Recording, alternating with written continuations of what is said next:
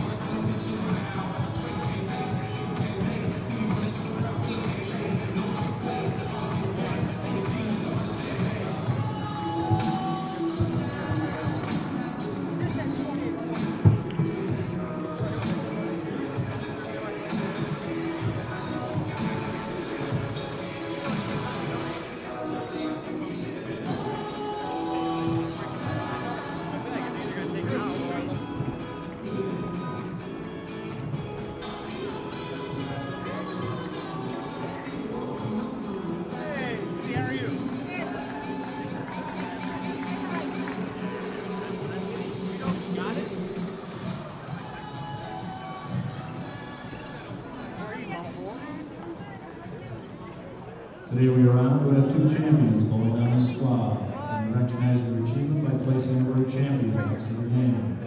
On lane 21, this gentleman is the 1980 All Events champion, among the 1988 Team All Events champions, and the 1987 Masters champion.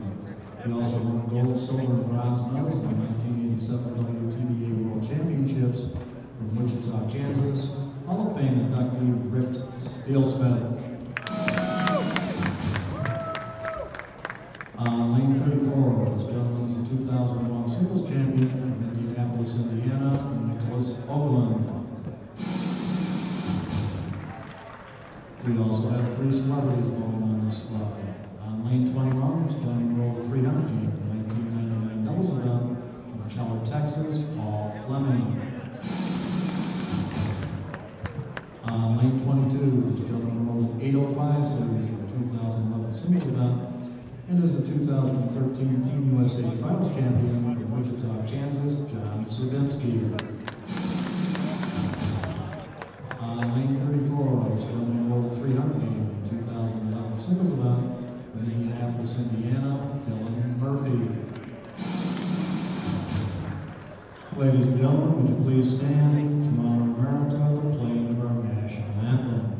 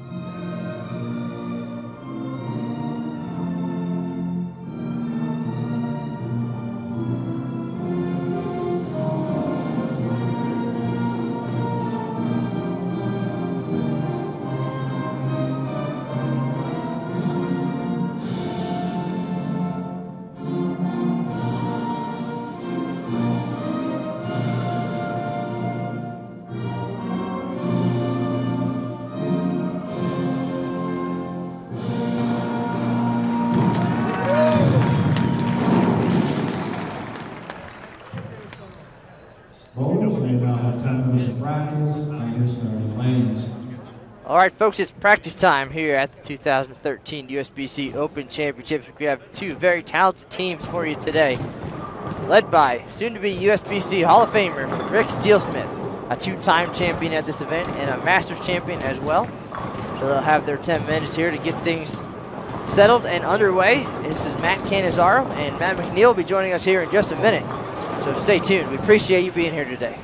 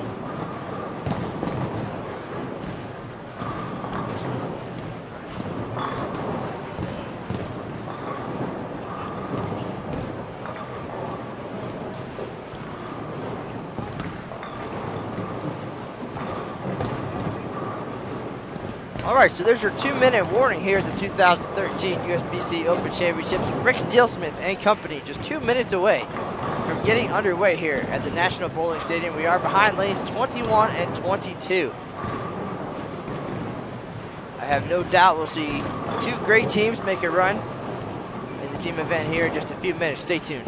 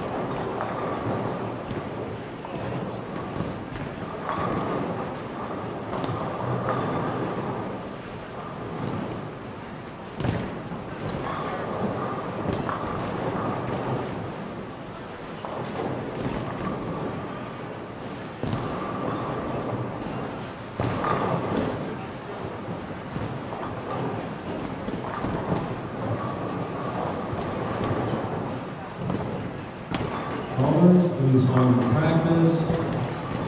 Practice is over. Ladies and gentlemen, flash photography is not permitted during tournament competition. National Bowling Stadium is ready to begin competition.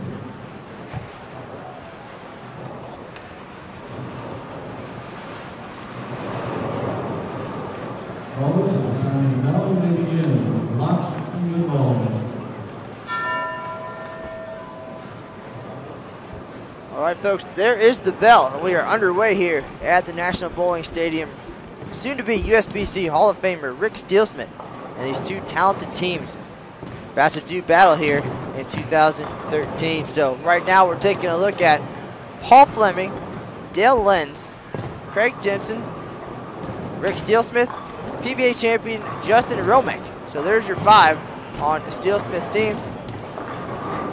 And on their companion team, also very talented, a whole different generation of bowlers, some Wichita State folks, and some collegiate champions trying to add their names to the record books here at the Open Championships. AJ Demond, Casey Slaughter, Chris Drews, Jesse Buss, and John Szczerbinski. Szczerbinski, the 2013 USBC Team USA Trials champion, earned back his spot on Team USA. He has bowled very well here at the Open Championships in recent years. We'll have them and much more over the course of the afternoon. Matt McNeil will be joining us here in just a minute. Dr. Dean Hinnett's in the building as well. I believe Mike Rose Jr. plans on stopping by, so should be an action-packed afternoon here. Thanks for joining us once again. This is Matt Canizaro, and you're watching the 2013 USBC Open Championships.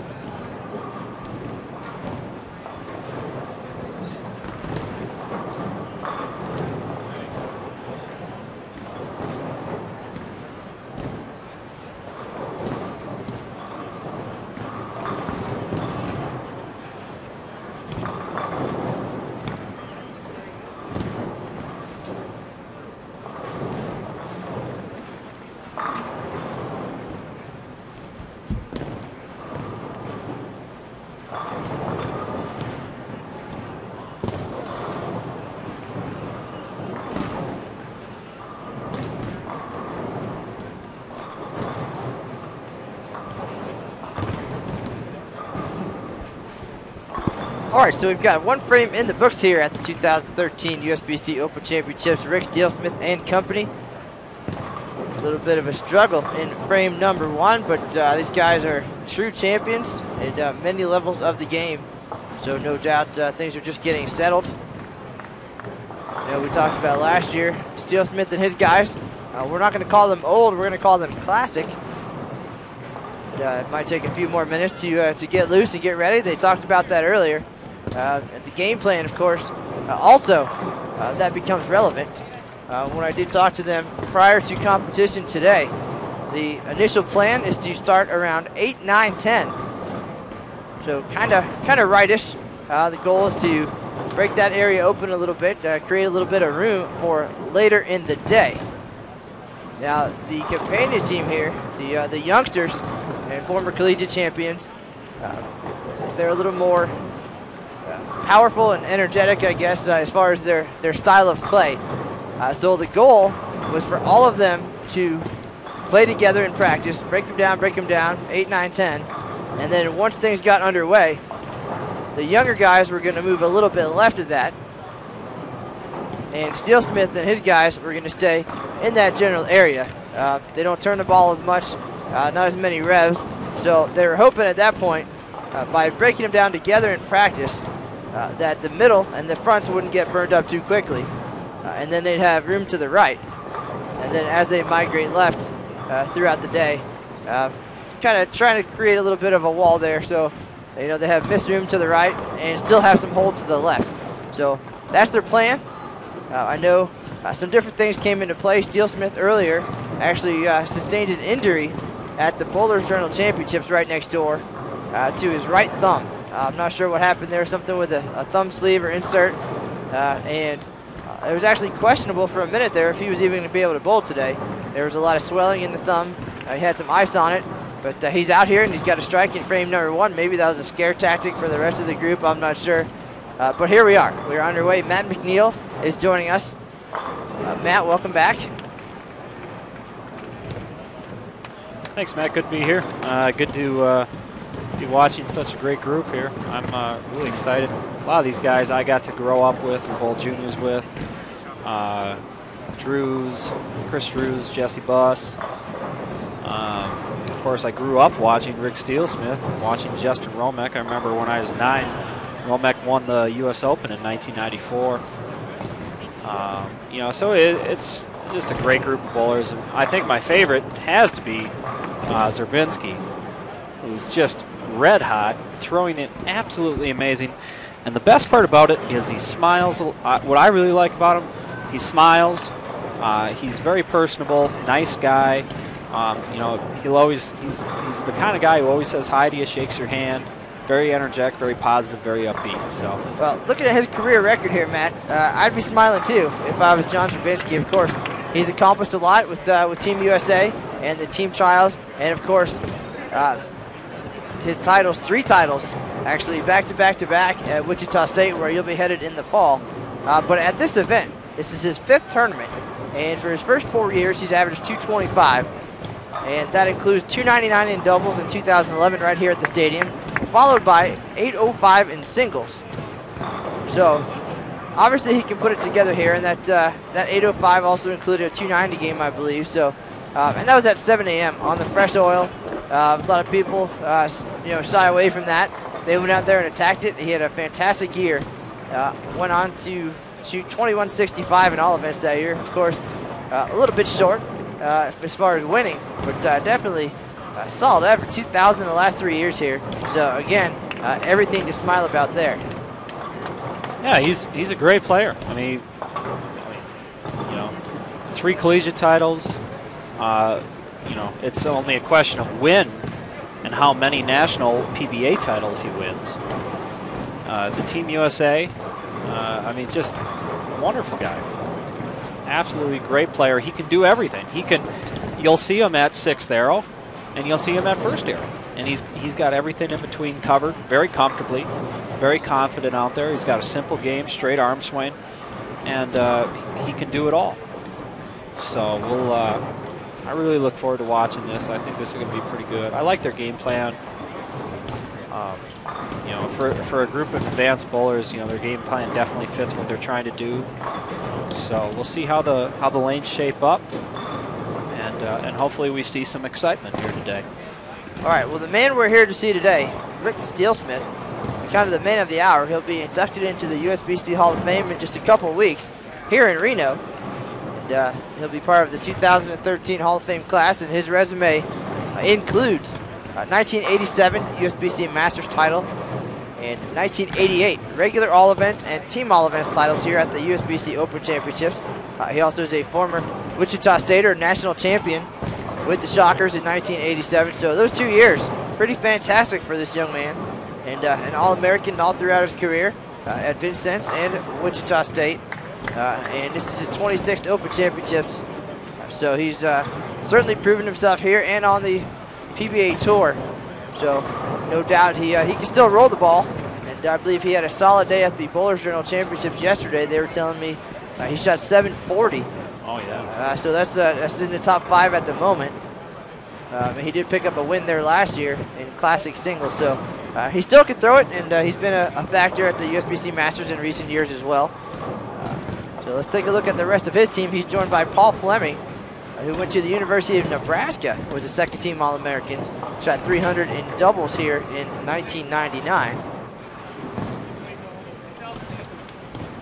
Dale Lenz, just a long-time participant here, averaged 200 for 27 tournaments now, so looking forward to seeing what he's bringing to the table here. Craig Jensen, longtime gentleman, grew up in the Wichita area and has worked at the Open Championships for a number of years as well. So he likely has some insight for these guys. Looking forward to seeing what he can bring as far as that. And of course, their anchor bowler up now on the left lane, Justin Hromek, a PBA champion, and also part of that national championship team at Wichita State in 1987. So again, a lot of talent, a lot of experience on Steelsmith team. So looking forward to what they can offer. And of course, the young boomers here on lane 22, careerathletes.com is what they're called. And don't forget, Hromek's titles are pretty couple of good titles. He won a PBA Senior Touring Pro Doubles tournament with the legendary Dick Weber as his partner, and then one of his other titles was, of course, a major in 1994 when he beat Parker Bowen for the United States Open title, throwing a gold rhino. So I think that definitely be a cool couple of titles to have. Winning a title with the late great Dick Weber, the ultimate ambassador of our sport, and then also winning perhaps the most prestigious individual title as far as majors are concerned, the United States Open. So definitely he's got a great resume. Heck of a nice guy too. You know, he runs a pro shop now, so he's just a great personality for the sport of bowling. Well, Matt, based on the crowd gathered behind us and around us here to watch these guys bowl, I believe that some people here think that it's time to add an Open Championships title to the resume. Again, two very solid teams here, and you can tell the crowd kind of generational. Some folks, you know, grew up like we did bowling with and against these collegiate players over the last 10 or 15 years, and then of course, who doesn't enjoy watching the experience of Rick Steelsmith and Justin Hromek and what they've accomplished? We all grew up watching them on TV as well. So a very cool mix of people here to watch what's happening now. Careerathletes.com made a run at it last year, finished third in the team event. Solid performance, 33-34. Came up about 50, 60 pins shy of a title, and they certainly have the ability to make things happen. Let's take a look at them. Again, A.J. Demond is their leadoff bowler. He was a national champion at Wichita State in 2003. Casey Slaughter is part of my generation. He was there when they won in 1998. So quite a few years ago. Matt, I know you were still playing on the playground back then. But, I was about 2.5 years old, watching or playing with the Fisher-Price bowling set in my diaper, probably, or something like that. And then Chris Drews. Yep. Part of the national championship team in 2008. And junior Team USA member, too. And Jesse Buss, also a familiar face from PBA Tour of late. Also a collegiate coach right now. But he was national champion in 2008. And of course, their anchor bowler, John Szczerbinski, current Team USA member, reigning USBC Team USA Trials champion. So action-packed, lots of experience, looking forward to it. A lot of strikes on the board already. The game plan was simple. Break it down around 8, 9, 10. The youngsters are going to migrate a little bit left of that. The experienced classic players are going to play a little bit to the right and tighter. And the goal to ball down and stay in those general areas rather than move left too soon. Still trying to hope for a little bit of hold in the middle, and it's a miss room to the right as the day progresses. So everything they're doing early and right now is about looking towards Game 2 and Game 3, hoping for a consistent but big finish as well. So we'll see how that all plays out. Again, a lot of strikes on the board, and we'll see. And we'll see how Steelsmith's thumb holds up after an injury at the Bowler's Journal earlier today. But I guess the more strikes you throw, the less shots you have to throw. So 3 strikes on the board for the soon-to-be Hall of Famer. So he's muscling through it. And, well, if he strikes all day, then he'll probably be well rested for tomorrow. Yeah, you don't have to shoot at that many spares. You only have to go one go through one motion of frame instead of two. So I think Rick's just a great player, though. He's so mentally strong, and he's got a great simple game. He keeps the ball online. You know, and Steelsmith won the PBA National in '97 too. That's another thing, you know, you got to look at. I think that was one of '98. I think was the last year it was at Ducat's Imperial Lanes. But in '97, I remember he beat Brian Voss. Both the guys were throwing a Columbia Black Outrage, and you know, he was playing pretty far in. Needed a mark in the 10th and delivered one of the nicest shots you could ever see. He's a clutch player. He gets it done, and what a great guy to have on your team. I know if I could have my what do you guys do in that on the lanes thing that you feature on bowl.com, he'd be definitely one of the guys that I'd like to get on my all-star team if I could put together a 10-guy crew here at the Open Championships. Well, Matt, I'll tell you what, it's going to take every bit of talent and experience for these guys to get to where they need to be. The score on top of the leaderboards here in the team event is a monster. It is the highest score in 110 years of Open Championships history, 35-38. Shot by another very accomplished team. John Gaines, a 3-time champion here. John Janowitz, 2-time champ, Team USA member. Vernon Peterson, also a former Team USA member. Scott Newell, PBA champion. And Mitch Jabinski, who has a title here, also back in 1987. That was a fantastic year for so many people. But those guys, 35-38, highest score ever to take the lead in the team event. And we've had a couple close calls since. Junior Team USA support, 35-21. They almost got there. They finished huge, 12-53. And came up a little bit short, but made up for it the next day in team all events, raising the bar in that event to 10,247. So not quite a record, but the 10th highest score ever. And they're still holding on, but we'll see a lot of great teams coming through over the next couple of months and over the next couple of days even. We'll get to all that further in the broadcast. Also, Red Carpet Lanes made a run at the top spot, team 34.99. with a 12.72 finish. So again, part of the strategy is to get the lanes to a condition where you can make a real big run in game 3, but still have 2 decent games prior to that. Those guys shot 12.72, the third highest score in team event in history as well, so 34.99. And just a couple days ago, SMB Pro Shop, the defending team all events champion, gave it a pretty good effort, 34.39. So it'll take 3,400 plus to make the top 5 here this year. Of course, every year a new adventure, a new lane condition. This time 41 feet here at the National Bowling Stadium. Last year 39 feet, a little more challenging. Scores a little bit lower. It took 34.01 to win. So we've seen a lot of excitement here in 2013. No doubt there's plenty more on the way. Justin's practicing his 7.9 there, Matty. Good practice. His ball is hitting very hard, so might leave that 7.9. Good practice that. As he comes away with a wry smile.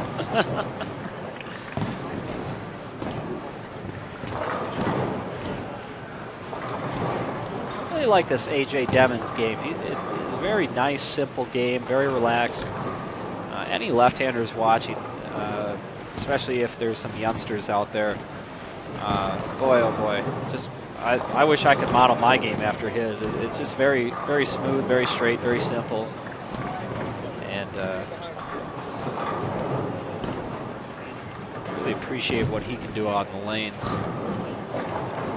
It's nice shot there, nice roll. So A.J. Devon gets a double up into the 5th there. Set it up for the big man, Casey Slaughter. I believe Casey is a law enforcement officer in the city of Wichita.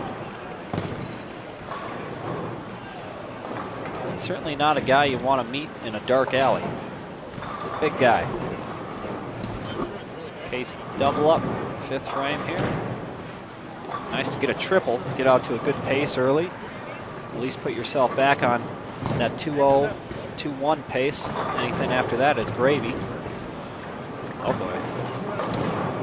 Looks like just a little right of the mark there.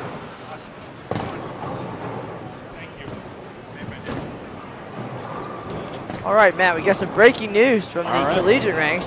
Something these guys potentially could be interested in, as they are all collegiate champions. But Robert Morris, Illinois, beat McKendree 2-0 to win the men's intercollegiate team championships, the first title in Robert Morris, Illinois history.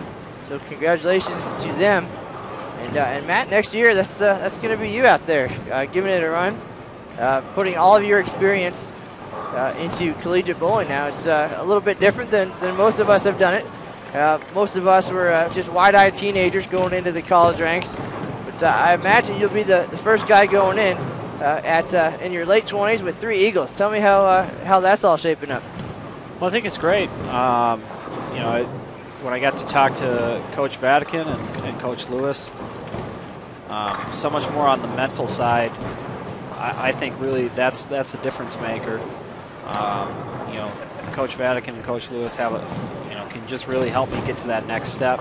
But I mean, I really feel like I can bring some leadership and some experience to the team, and just everything that I've gotten to experience in my amateur career in the last 6-7 years that I can hopefully share with my teammates out there and bring to the college arena. I think it's going to suit me really well, and I think anybody who meets up with us next year better have their A game with them. I think we're going to be pretty tough next year. Looks like we got some good returning folks. We got a fine young player from Australia, who I've heard is extremely good. So I'm really looking forward to it. I think it's going to be great. Plus, I'm looking forward to getting back to school, hitting the books again, and getting my graduate degree. So. Well, Matt, you grew up very quickly in this sport. Came out of nowhere, really, as far as the national scene. Of course, we ran into each other a couple times years ago, and then all of a sudden 2010 comes along, and you're the man to beat here at the Open Championships. And every time I look at Facebook, you're winning something somewhere, or shooting an honor score, and you're certainly matured thanks to, I would think, to the guys who you've been able to bowl with in Minnesota. Coming up with Carl Fitek, Scott Cole, and now graduating to the Linz team with, of course, USBC Hall of Famer Savoy and Sam Lanto and those guys. And so you're kind of going the opposite way, where you've had the opportunity to learn from those guys and understand what the Open Championships means and what team bowling is all about. You couldn't learn from a better group, of course, but now you're going back the other way to, again, to college with most likely, 18, 19, 20-year-olds who have limited experience as far as the big picture, perhaps some junior Team USA action or junior gold and things like that. But what are you going to be able to offer to those guys that you've learned in your years here with the guys you bowl with? Well, I think the biggest thing is just patience, and that's very applicable to even to what we're seeing. Is even though guys are opening with an open or they get in a hole early, they come right back with a double or a triple, and they stay calm, they stay relaxed. And the best place where I learned that was bowling the Megabuck tournaments. When you're throwing $300-400 to enter a tournament, and it's 1 game, 2 game, or a 3 game qualifier, and you're paying out of your own pocket to get there. That really puts the pressure on you, and you learn how to be patient and very diligent and stay calm very quickly. And for me growing up, especially going out there when I was 21, 22, 23, that made a big difference for me in my career. And of course, the high roller wasn't offered this year. The TAT's still around, but the mini eliminator and all that. So it just gets harder for the kids growing up nowadays as they develop into amateur players to really get the good experience that I was fortunate enough to catch when I first started bowling those Megabuck events. I got to bowl heads up against Belmonte, Smallwood, Rhino Page. Of course, I bowled a couple of heads up matches at the roller with Jesse Boss. So, I mean, I think the future generations are just, they don't have exactly what I was fortunate enough to have, or even the generation before me, when the high rollers was really big back at the Showboat. You know, where there's $10,000 sweepers every night. You know, tons of bracket action. You know, 6-figure prize funds. So it's just it's very hard for today's youngsters, people transitioning from their junior career to their amateur career, to get the kind of experience that some of us who have come before them have been lucky enough to receive. So, but the biggest learning grounds is just going out there and getting fed to the wolves. I think that's the best way to experience tournament competition. It makes you a better individual player. It makes you a better team player.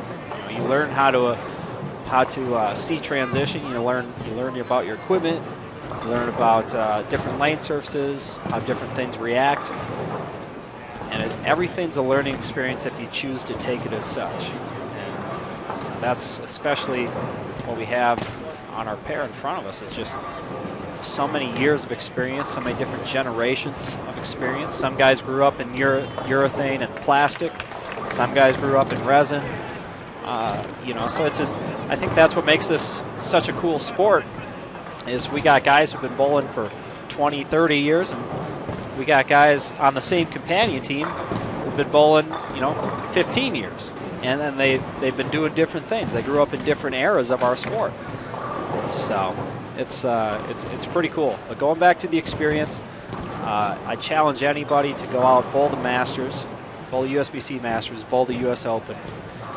Take advantage of a PBA regional if you can.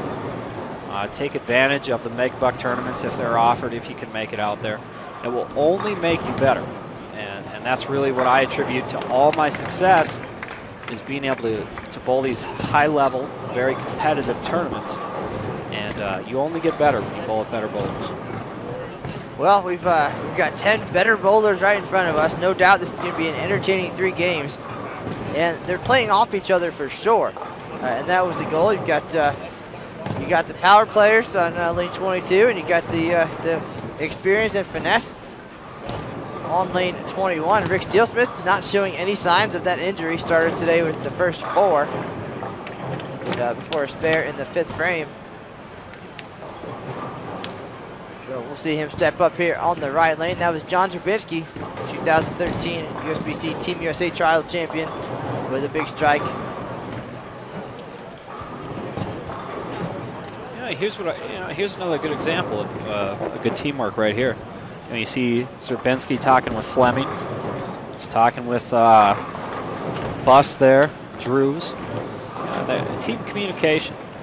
That's definitely one of the things I pass along at the showcase lanes. I can't accentuate that point enough. It's very important to communicate with everybody on the pair, make sure everybody on the pair feels involved on what's going on the lanes, what you're seeing, what you're feeling, and really supporting to the collective. Nice slasher by Justin up there. Collectively, a lot of strikes here early for Szczerbinski and crew, and Steelsmith and his guys just warming up here, no doubt. There's Paul Fleming up on the left lane. There you go. You got the ball to corner up a little better. Fleming's throwing a lucid, and he might just have to get a little softer in the hand.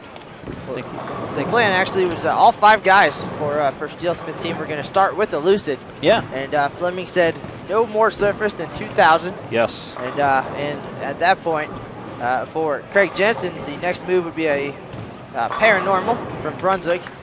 For Paul Fleming, a Defiant Edge, and for Justin Hromek, Marvel Pearl or Rotogrip Disturbed. At the time, Steelsmith was nursing his injury, so didn't get a chance to talk to him. And Dale was not around, so that's kind of the rundown from those guys. Again, as far as their strategy, staying in the same zone for as long as they possibly can, making subtle moves when necessary, but hopefully balling down, as they say, and staying where they're comfortable in that area. So we'll see how things progress. Of course, you can always come in with a strategy, but sometimes you need to jump ship. You have to know when, stick with it as long as you can. And if it's not working, I think these guys have enough experience between them to put their heads together and come up with a plan B. But so far, so good. It's just a matter of everybody cooperating there as far as that 10 pin. If everything works out and the carries in their favor, we should see a big day here. But again, careerathletes.com finished in the top 5 last year, and Steelsmith and the guys made a run in doubles actually a couple of years ago. But we'd like to see things come together here in the team event, so we will see. Well, you know, good things happen to guys who stay positive, guys who smile, guys who give high fives. That's another thing down at Showcase Lanes. You know, you got to smile, you got to give high fives, you got to stay upbeat. I definitely think, you know, having fun and staying loose go together with bowling well.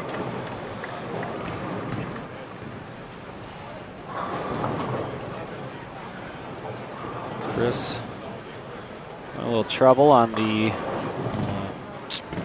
4-8. Spares are a premium here. Got to make those spares, but we'll get back on it. Very accomplished bowler. Now Jesse's got the front 6, so one more he gets the red strikes, right? That's correct. I like it. A lot of guys sometimes, if they haven't seen that before, it can be a little bit, I don't know, nerve-wrenching at that point. Or they think they did something wrong, everything turns red.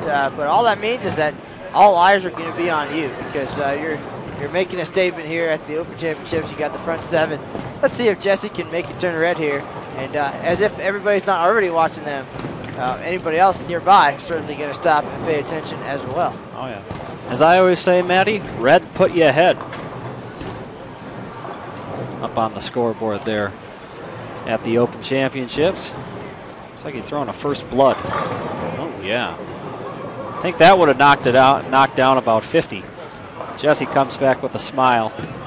That might have been a little it. I think his teammates are giving him a little flack. Very important. Stay loose, smile, enjoy it. You guys are having fun out there. That's a big thing.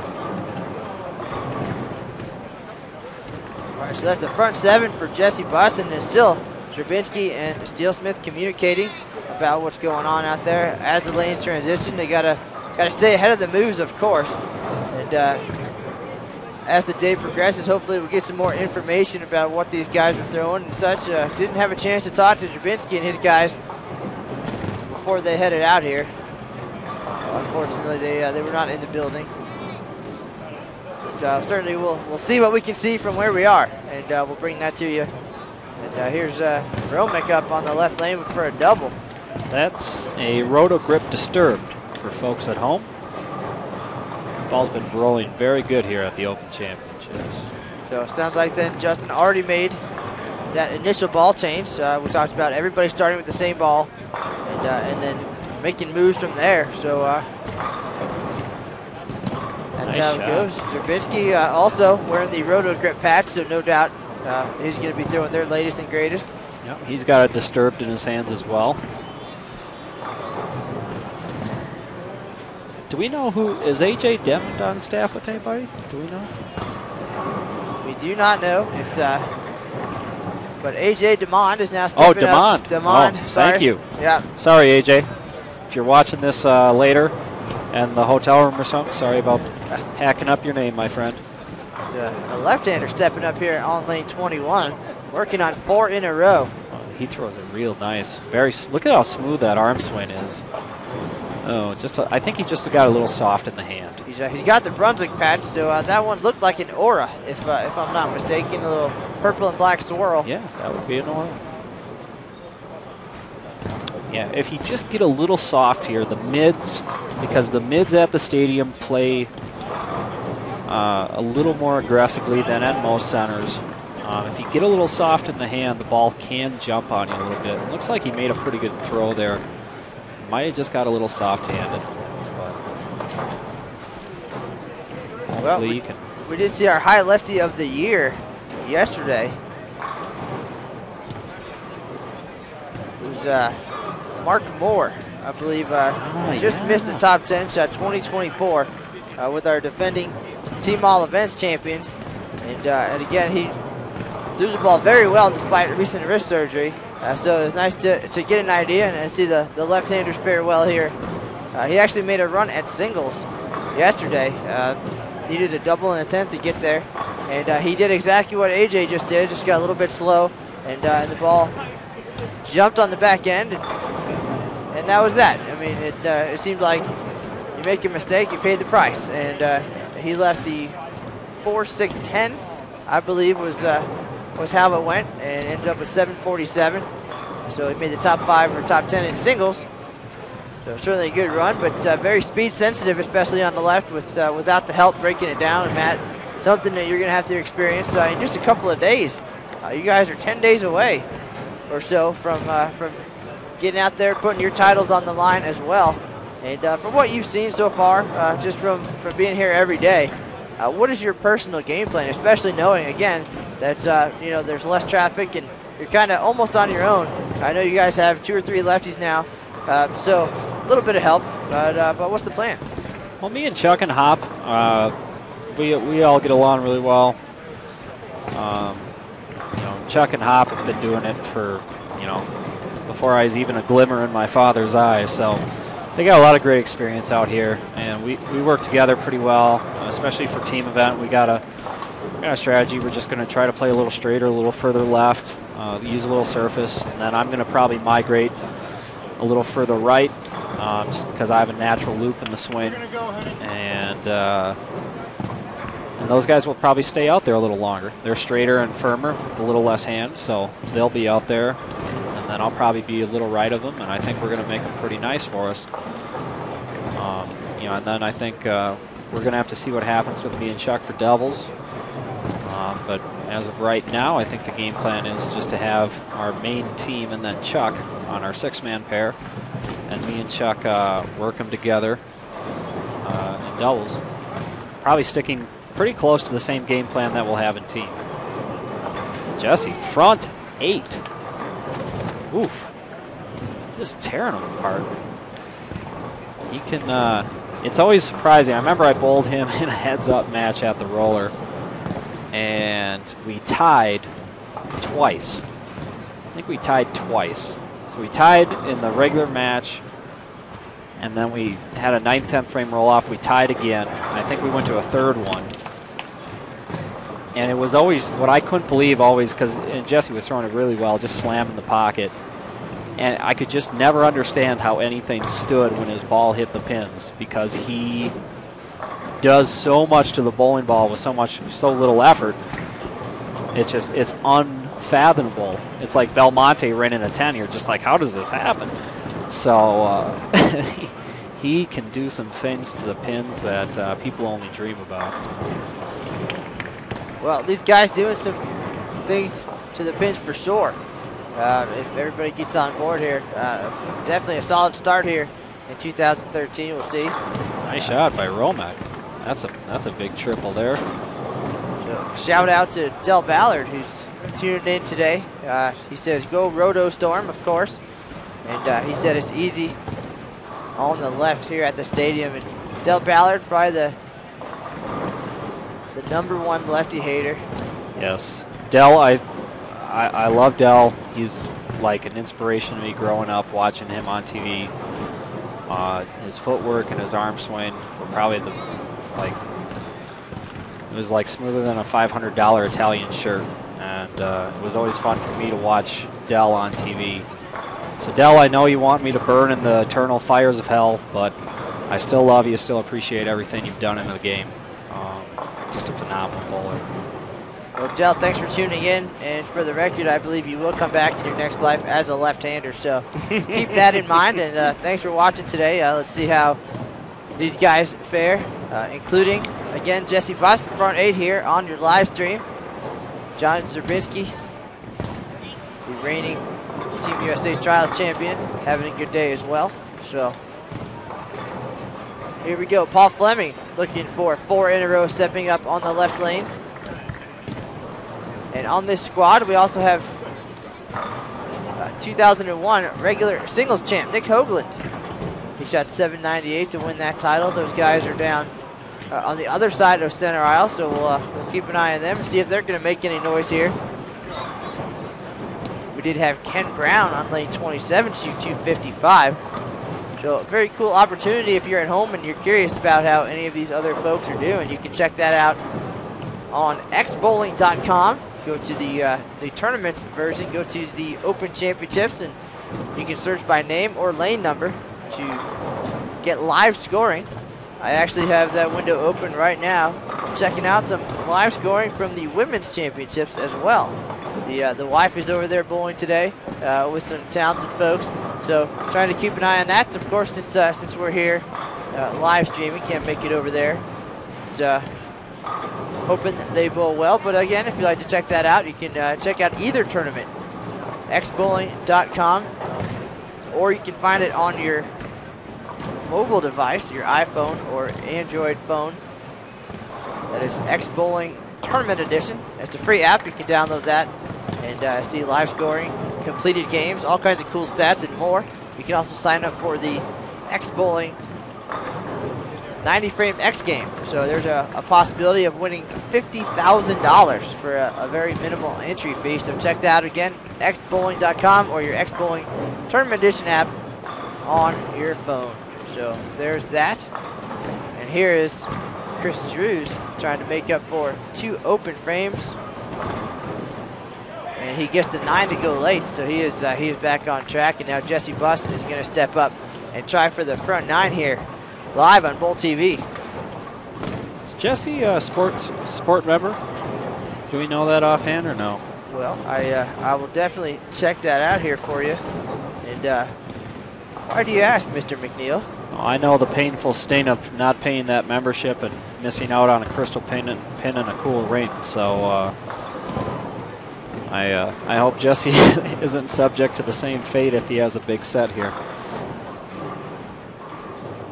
Well, according to Bowl.com, Jesse is a USBC Sport member, which means that that any honor score will earn him a very cool upgraded award compared to the standard award that he would receive otherwise. Of course, this event, this 41-foot lane condition, is sport certified, so it is challenging, a premium on shot making and spare shooting. And if you're not a sport member when you come to the Open Championships, Mr. McNeil, you can certainly upgrade your membership at the check-in counter for $15, as you did, I believe, in 2011 after missing out on your crystal pin. Ooh. In 2010, and a 10-pin for Jesse Buss. So that was a great run, though. There will be no Sport 300 ring for that young man in this game, but still 8 more chances the rest of the way.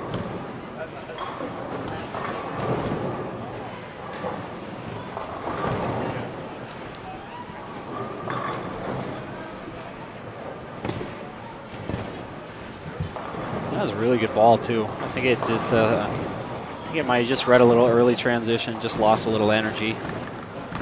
Wasn't able to finish as well as the others, but I mean, still a wrap 10. It was always a good hit, good shot, very, very well executed. So get back on the train, put that one behind you, get back on the train, and keep coupling those strikes together. So. Well, Matt, 879 is still a pretty solid score. So we'll see if Jesse can finish that off. Of course, the highest set ever bowled here at the Open Championships, 862 by Bo Gergen in 2009, on the way to the regular singles title, 299, 299, 264. So he came up huge there through the back 10 to not only shoot the highest score ever, but also take the singles lead, which at the time was 857, a monster number that we thought was certainly going to win. But you never do know. And of course, Ron Vokes, the man who shot 857, he did take home the All Events title that year with a then record 23-21, which again, I personally thought was going to stand for a long time. That was quite a number. And it lasted for 1 year, almost to the day, until Mr. McNeil came in and shot 23-26 to take home the All Events title in 2010. So you never do know. And again, 35-38 is the number on top of the team event. We've had a couple of close calls. That is the highest score ever bowled at this event, but you just never know. So I know those guys certainly will not be comfortable until this event comes to an end on July 7th. A lot of great teams, a lot of potential for big scores.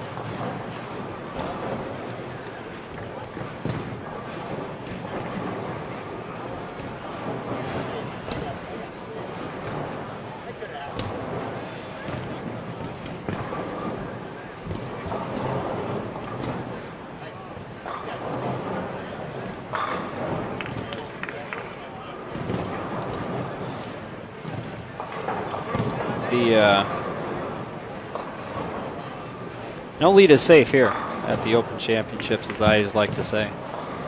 However, as I also like to say, you can't win if you're not leading when you leave. So.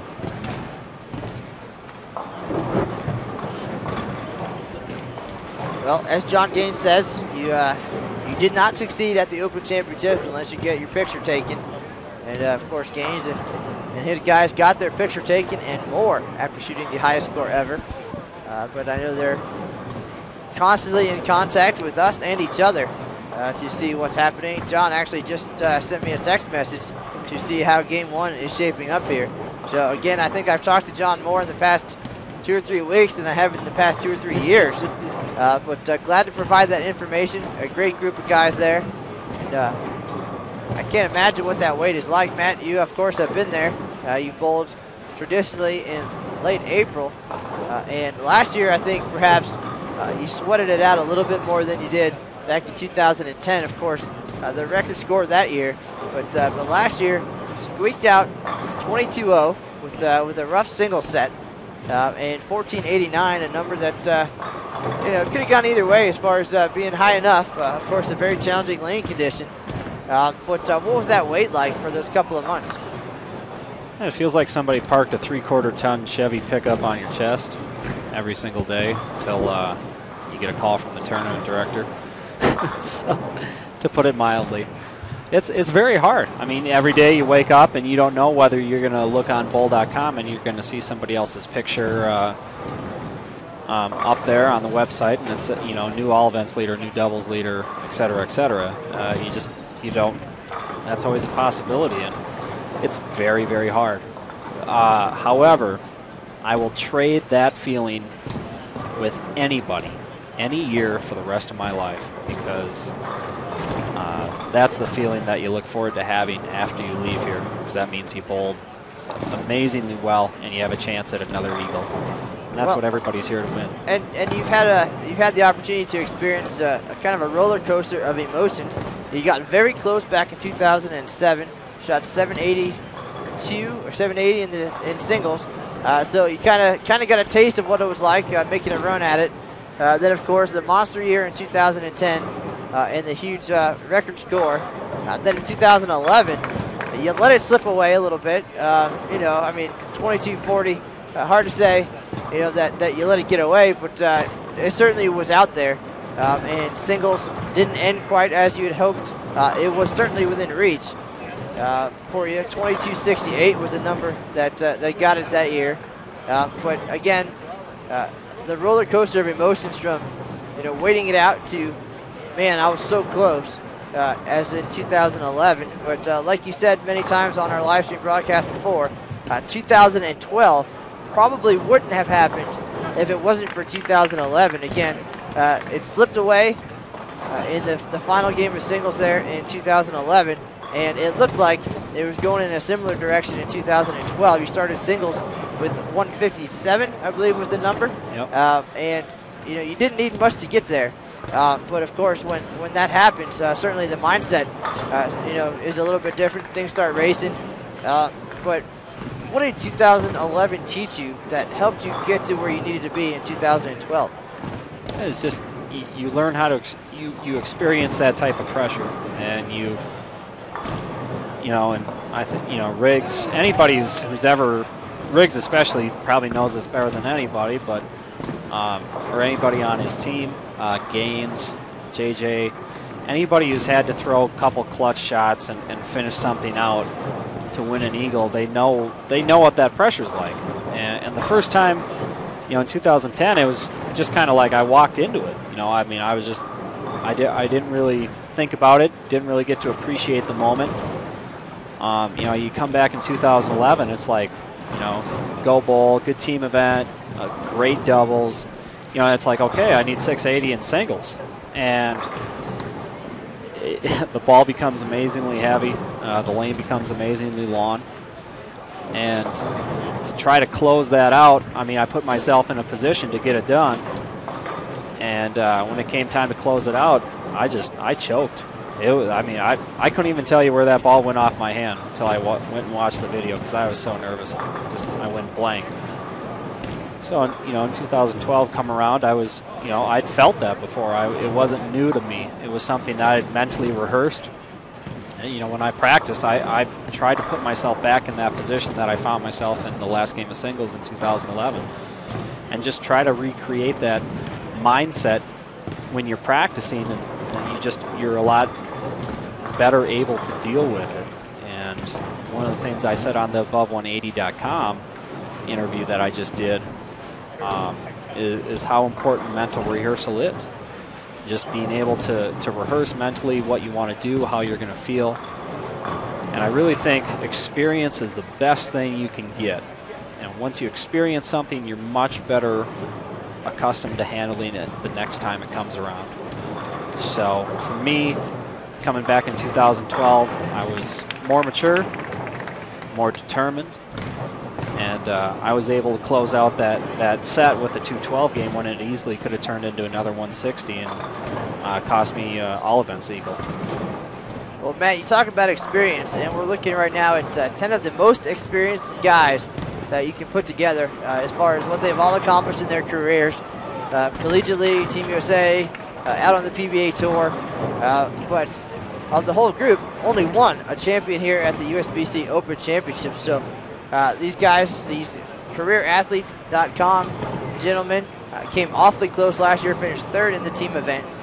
They've won pretty much at every level that they've competed at. But again, you know, 9 guys here, not champions at this event, and certainly they have the experience to put it together. It's just a matter of drawing on that and getting it done. And Jesse Buss absolutely crushed 7-pin there on lane 21. So he'll be in the 260s here. Definitely a heck of a start for team event and for all events.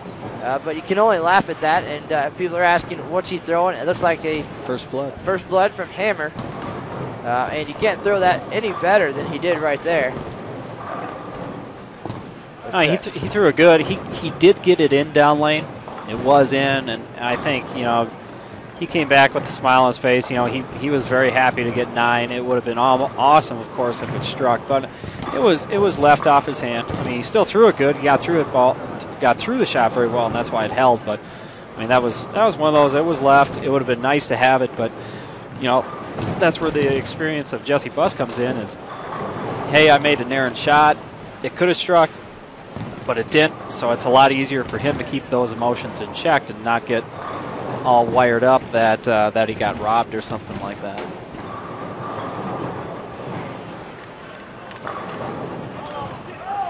Oh, big messenger for Szczerbinski there.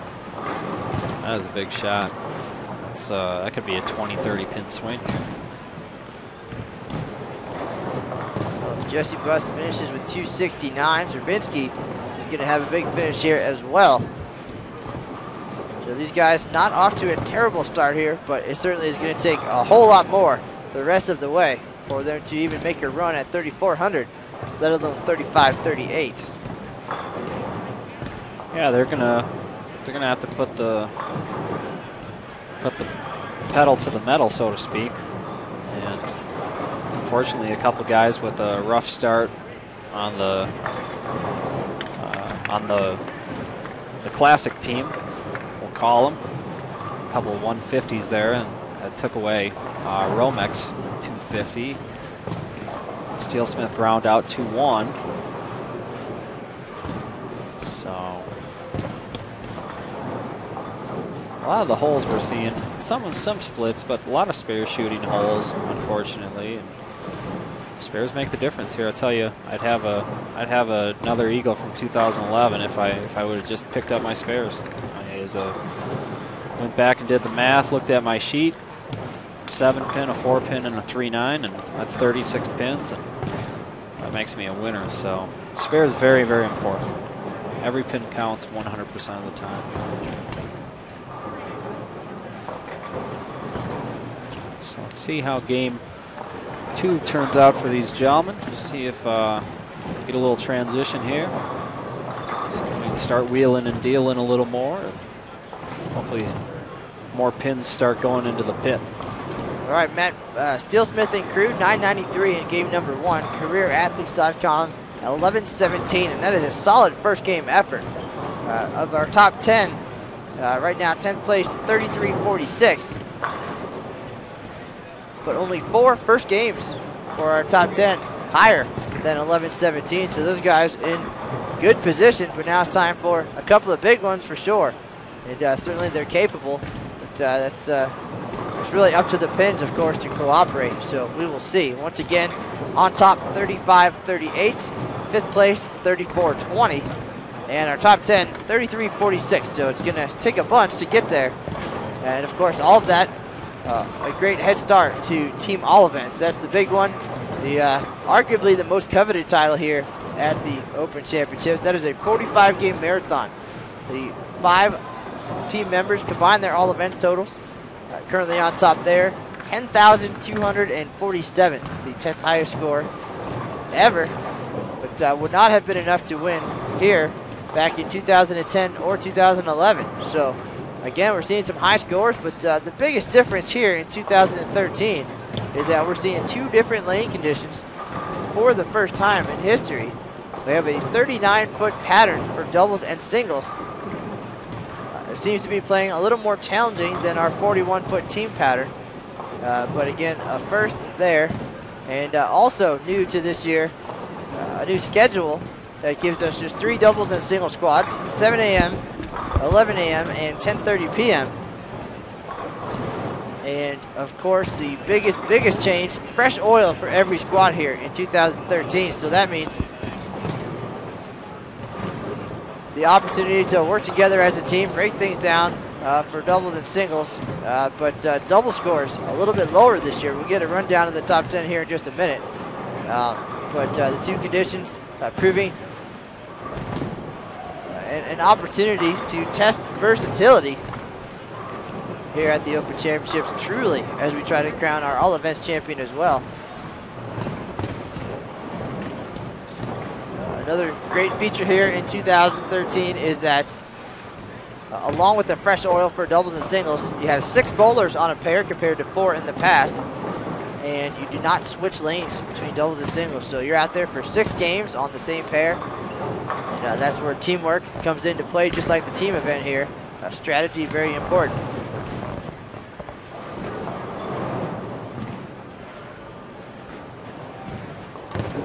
So, and strategy perhaps playing a role in 5 strikes here for Concrete, as they're called, Steelsmith and company. They shot 993 in game number 1. All 5 strike here to start game number 2. There's a great shot from Chris Drews to get his team a little bit of momentum here in game 2. 3 bowlers up, no strikes on the board just yet. Let's see if Jesse Buss can change that. Buss started the day with the front 8 and 269.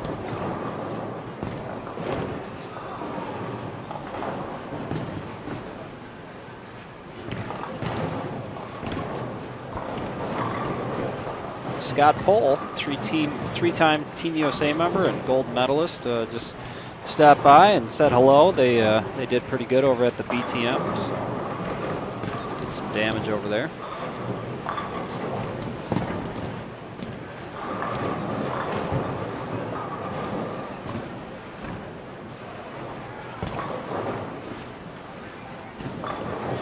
Well, Matt, we talked a little bit about strategy and game plans, and of course, the reason you're here with us in Reno for the duration of this event, it kicked off March 1st and will run until July 7th, but your role here this year is currently not as a bowler, but as the featured USBC Silver Coach downstairs at the all-new 900 Global Showcase Lanes. Now that feature was introduced last year in Baton Rouge. We had 4 showcase lanes upstairs at the Baton Rouge River Center. But as part of the $15 million renovations here at the National Bowling Stadium, they've added 10 lanes downstairs in what used to be a restaurant. And those lanes, of course, used for a variety of things. The key thing is for team practice and coaching sessions. So your role, of course, is as the featured coach. Bowlers have the opportunity to come down there with up to 9 of their friends for $200 for an hour. That gives your expertise as they get to bowl on the exact same lane condition, the same oil, you name it, as they'll see up here at the team event at the Open Championships. So 1 hour of insight and expertise. Of course, you've been here the entire event, so you know what's working, you know what's not. You're able to advise those bowlers while they're down there, and if they choose to go on their own, they have the opportunity to practice for $100. Again, just $10 a guy if you bring both companion teams down there. Practice for an hour, develop your game plan, your strategy, and work on your equipment. And you know, I know you've seen a lot of folks, and you've seen a lot of folks do well here at the Open Championships, but if my team was to come down there and try to get an idea of what we need to do for our upcoming team event on May 5th, what would you tell us? Well, pretty much I feel there's four key themes that any team of any skill level needs to incorporate here. The first one is definitely playing together. All 10 people on the pair have to play together. It's just an absolute must. If you don't play together and don't work the lanes together, you will not have any success together.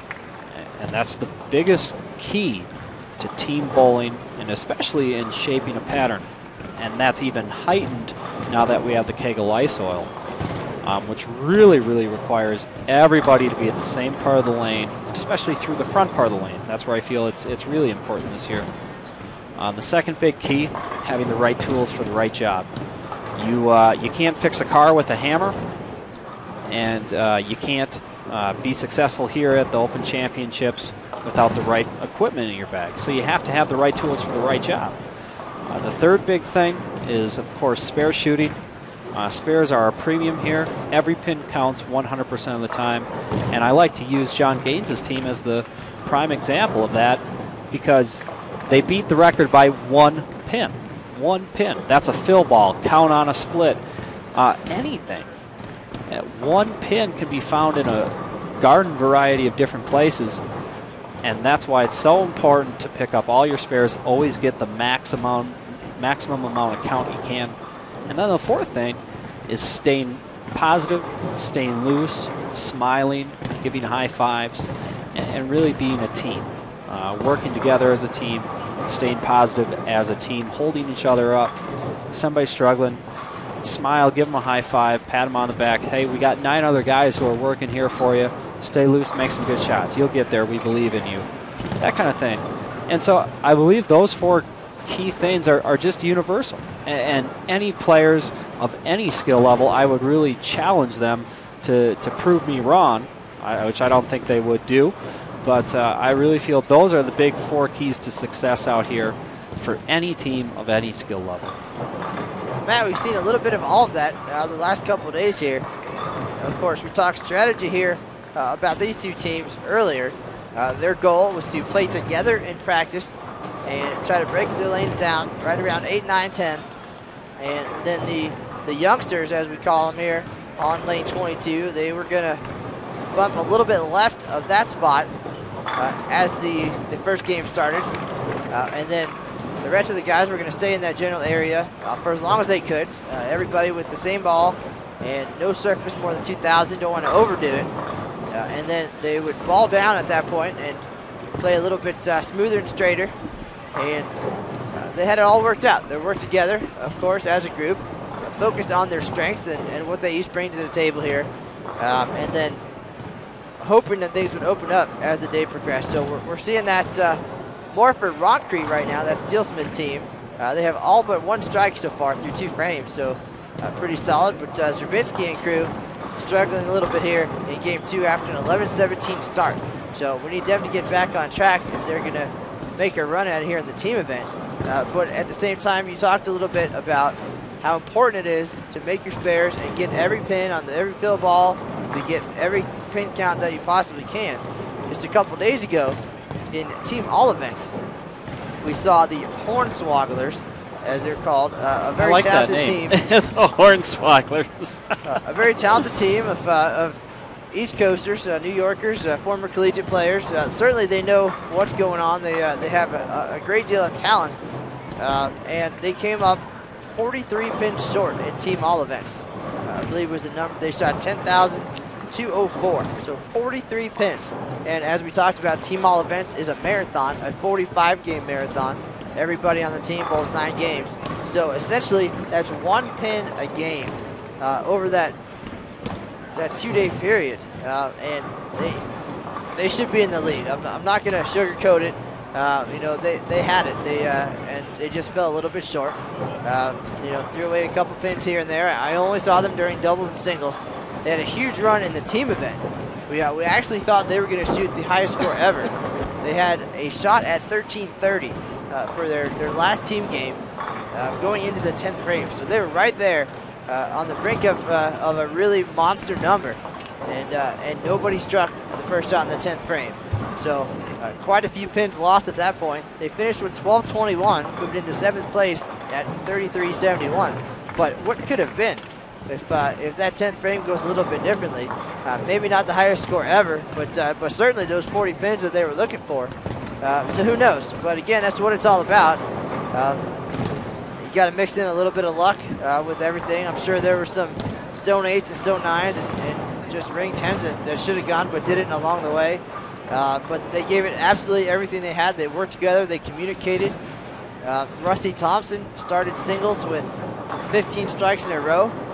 Shot 300 the first game, followed by 246, and unfortunately struggled in game 3 to 180. Had a shot at singles and team all events really all at once. But they did everything they possibly could. But again, sometimes, you know, 8 count on a field ball here or chopping a spare along the way.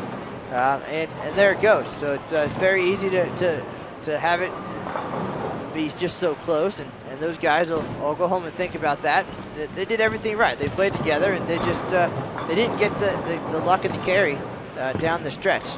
But certainly a fantastic performance. 10,000 anytime is a great number here, but just not enough this year.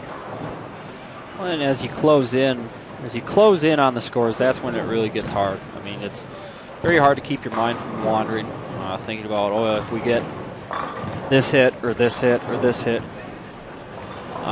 you know, that'll put us there. Or, you know, if we get this, this, and this, then we only need this next game. It's very easy for the mind to wander, and that puts a lot of pressure on bowlers. And when you do that, things get out of sync. You know, steps might get longer, pushways might get longer. Arm swings get tighter, the release isn't as crisp, and spare shooting becomes tougher. So I mean, I think all those things really attributed to what that group experienced, and they'll be back again. I mean, that's Rusty's a phenomenal bowler. Alex Cabanero, he's got a lot of talent too, and very, very solid game, and he can pretty much beat you up from just about any arrow on the lane. And so that crew is going to be back again, and I really think that they took this year as a good learning experience. Absolutely. I was just going to say that. Those guys certainly experienced overall. Oh, yeah. But at this event, maybe a little bit less, and on the big stage. And again, just like you took 2011 into mind when 2012 came along, those guys gave it everything they had, but certainly they had to have learned from especially Game 9, the final game when it was out there. You know, maybe they learned about, you know, breaking the lanes down, about having 6 on a pair, about 6 games on the same pair, about how to handle that pressure. I know they knew that they were close. I don't think they knew exactly how close. Certainly, you know, Rusty knew that he had a shot at singles, as did the others. Ray Smarsh ended up moving in at the time to 10th place in all events. So they were right there, and whether they were number crunching or, like you said, you know, the experience played into it a little bit. Certainly that will be a learning experience for next year on how to attack, you know, the final game when you're close, and exactly how it helped you in 2012. So looking forward to seeing those guys again. They've had past success here, you know, 300 games and some close calls and great events, and I think they're one of those on the fence teams that they just one little push, and I think this was it. That's going to get them there. Not to take anything away from, you know, Junior Team USA support. They came up huge in singles as well. Those guys very experienced collegiately, Junior Team USA, Team USA, and no doubt they drew on that to come in to a big finish and finish on top. So, you know, a lot of things come into play. Experience certainly one of them, and as long as you can learn from it and use it in the future, whether you win or not, certainly it was a positive experience. Yeah, I couldn't agree more. And that's what makes great bowlers great champions is they learn from every single outing is a learning experience. And I really feel that Hornswoggle group really learned a lot. They took a lot away, especially from that 10th frame towards the end. I hope they turned that negative into a positive. And they look back on it as they had the opportunity to be there. That's very, very important. And that's something you should really appreciate, is just having the opportunity to throw for a lead. I mean, that takes so much effort. People say, well, he choked. I mean, that's such a bad word to use, because you have to look at all the setting up just to get to that one point that they did. All the hard work, all the amazing shots, everything that goes up into that. So people who say, you know, people toss around the word choked, and I really don't like to hear it, because they bowled so well for so long. It was just that part of their game got focused on, because that was really when it came down to kind of crunch time, if you want to call it that. And, unfortunately, things didn't go in a positive direction for them. And I really hope that they can look back and be very proud of themselves, because they should be. I mean, just to get there and have that opportunity is amazing. And then look back on that and really take that as a positive learning experience, which I'm sure they will do, and they'll be back in future years, and they'll be competitors. They'll be competing. Well, I think just like any of us, just the opportunity to get there is a dream come true. And then, of course, for those fortunate enough to finish it off, the opportunity to wait it out and then celebrate. You know, we've got some familiar names at the top of the leaderboard, and some other folks. For example, that Junior Team USA support team, Eric Vermelia and Jeffrey Mersch, both former Junior Team USA members and collegiate bowlers. They had a close call in 2010, where they had the doubles lead at 1,500-ish for a while, and then of course they got the call that John Cryer and Steve Bone eclipsed their number by just 7 pins, and now they're at home waiting, learning from that experience. In a whole different mindset now, back on top. So we'll see how this pans out for them. Well, yeah, and I mean, I've been good friends with Eric for, oh geez, I'm going to date myself here, but it's been about 14, 15 years. We grew up bowling juniors together, and he's probably my best friend in the world, and very close, and we have a great relationship. And I think that was, when that happened in 2010, is probably one of the hardest things he's had to go through. Him and Jeff really deserved the Eagles that year, in my mind. Not taking any away from Cryer bowling, because they're great champions as well, but it's just one of those things. I felt really bad for my good friend, obviously because he's my good friend, and I really wanted him to win. Of course, taking nothing away from Cryer bowling. So I think that was really hard for him to go through, but you know, I think he's really turned around. He's practicing again. He's sharp. He's hungry again. You know, he's a new father. He's got a lot of great positives in his life, and he's going to be out here every year. His talent is, anybody who doubts his talent is a fool. The guy won Junior Olympic gold in 2003. You know, and that's when you were beating up guys like Rhino Page and Sean Rash and folks like that. That's when those guys were still bowling juniors. He made Junior Team USA multiple times, made adult the Adult Team USA numerous times. He's just an amazing talent, and I really want him to win, unless my team beats us all bets score. Otherwise, I really want him to win. All right. Well, we're surrounded by amazing talent here today, as we see Chris Drews deliver his first strike of game number 2. Drews started today with 192, and you see things shaping up nicely here in the middle of game number 2 for CareerAthletes.com, and the strikes piling on for Montcrete as well. Rick Steelsmith and company.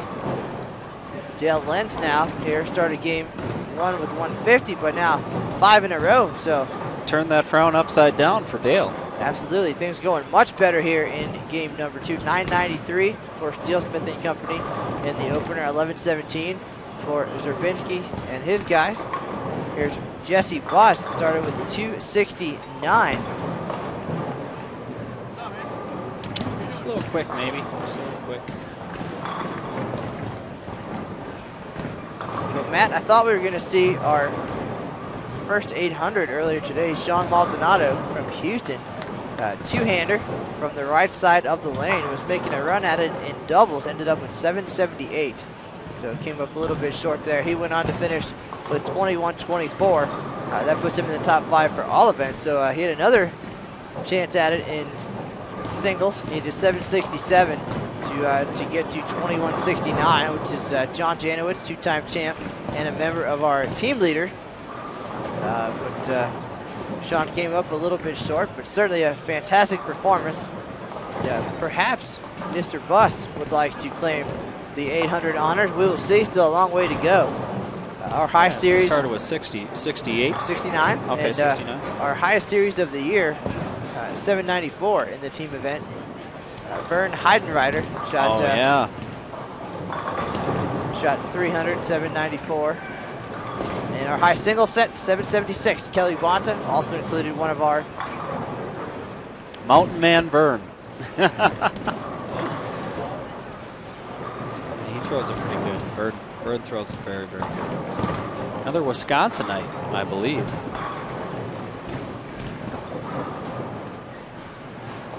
So it's going pretty good here. We got AJ DeMond on a triple. Sergeant Slaughter on a 4-bagger. Hopefully Drews is just starting to couple up the strike train here a little bit. Jesse's 2-1 pace through the 5th. Spare working. Of course, my favorite, John Szczerbinski. Strike spare, double working. We're waiting on a ball return here on 19 and 20. So the very capable stadium mechanics on that one. Be getting us back to action here very quickly. So Jesse Buss, 269. And as I always say, Matty, nothing could be finer than an opening game of 269er.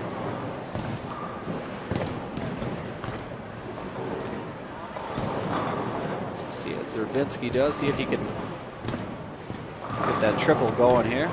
Very nice shot. Oh, boy, is that ball rolling good.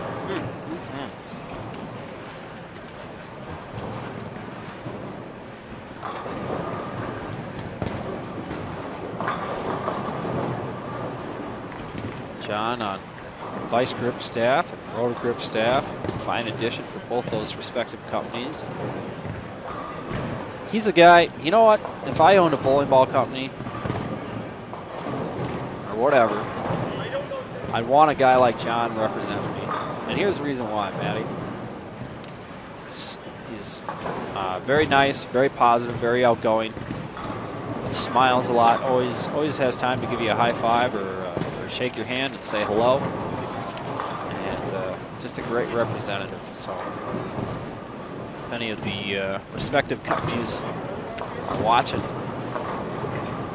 make sure John maybe gets a bonus or something. He's working hard this year. He's bowling really well. So Paul Fleming stacks up a 4-bagger.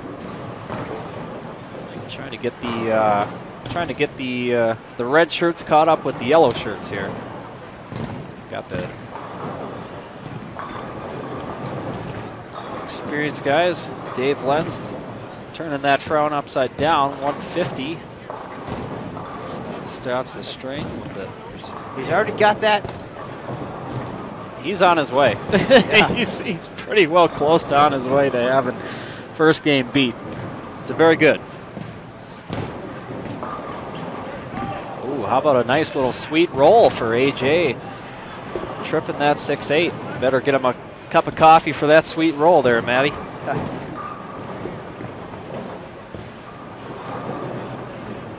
Well, Matt, for those of you just joining us here at the National Bowling Stadium, this is Matt Cannizzaro and Matt McNeil live from the 2013 USBC Open Championships. We're here to see soon-to-be USBC Hall of Famer Rick Steelsmith, a two-time champion at this event, plus a Masters title back in 1987.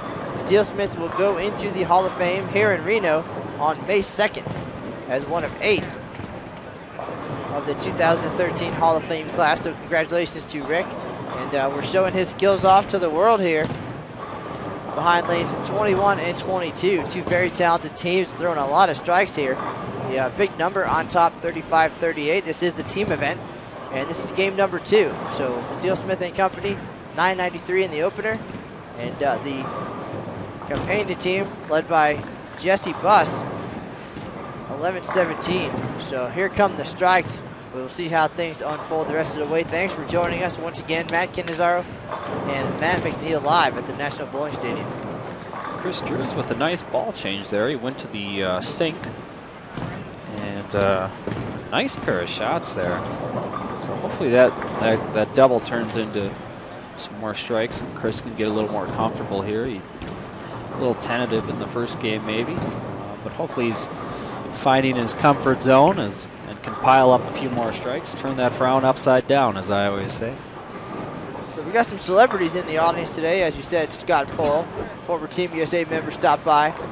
Rob Gottschall was here a minute ago. Those guys will be on our next live stream broadcast on April 23rd. Just a few days from now, 3 days from now to be exact, at 2 p.m. Eastern. If you'd like more information about that or check out the rest of our live stream schedule, you can visit bowl.com and scroll down to the right side of your screen. We'll have all of our upcoming live stream events from here at the Open Championships and down the road at the 2013 USBC Women's Championships. So for the first time in history, both events in the same host city at the same time. Women's Championships being held at the Reno Sparks Convention Center, and they kicked off on April 12th. They'll run until July 1st. Of course, we are here March 1st to July 7th. So a lot of great bowling action happening in Reno, and we'll bring all of that to you and more on bowl.com and Bowl TV. So check out that schedule and stay tuned for more exciting broadcasts.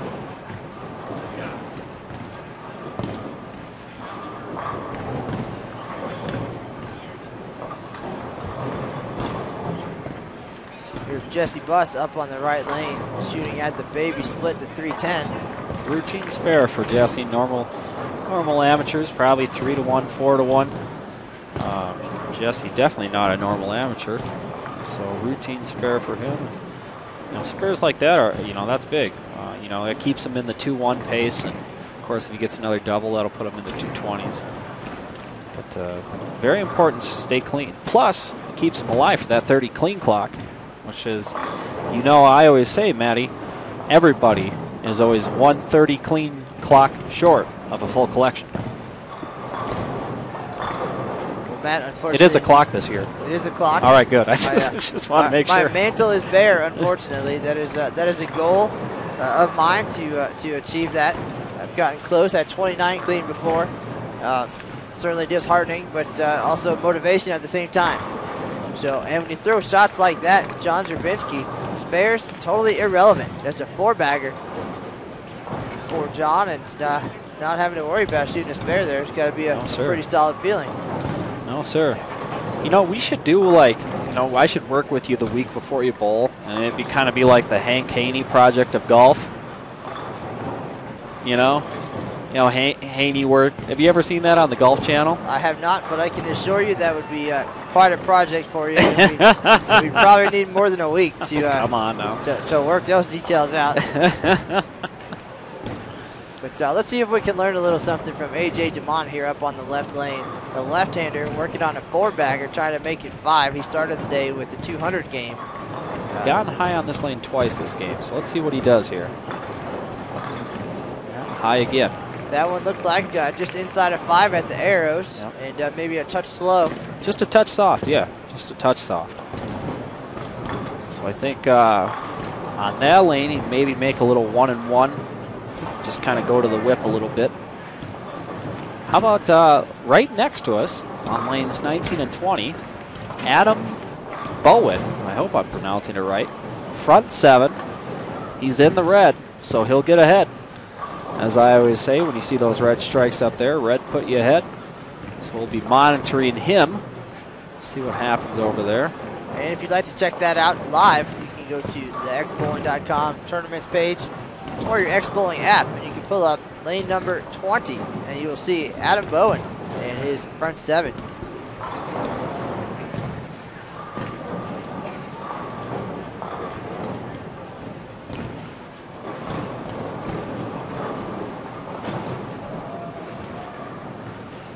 Sergeant Slaughter steps up here on 21, open, 5-bagger working. See if he can cinch it in and make it 6. He's definitely turning that frown upside down after last game. Struggled a little bit. That's got to sit. Oh, just a pinch high. Well, we're starting to see a little bit of transition, it looks like. And, yes, sir. You know, as expected, of course, as you break the lanes down, you're going to get some more hook, and then it's all part of the plan. And these guys, the goal is to migrate left a little bit at a time. And as you said, maybe a 1-and-1 for our left-hander. No doubt the moves might be similar for the right-handers. This oil designed to hold up a little bit longer, so you know these moves not coming. It's already almost the end of game number 2. You know, in the past, maybe you make that move the end of game 1, early game 2, but these guys look comfortable all the way throughout, and starting to see those balls just come up a little bit high. 4 pins, 6 pins, that baby split for Jesse Buss. So we'll see if they start communicating. They're talking a little bit, and maybe make a small move to get back in the pocket. Now we'll see what happens with carry here as they start to move in. Getting the ball to face at the appropriate time down lane is just going to be the trick.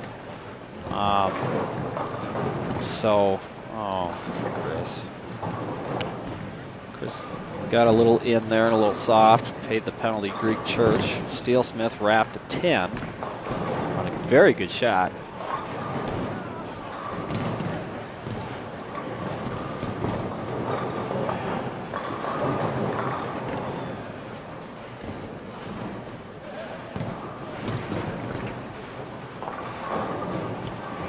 Chris is going to give this a go here on the left side. That is the only way to pick it up, is going it on the left. Well, it's very hard. I picked it up on the 3-pin side, but you got to go at the 2-pin side to pick it up.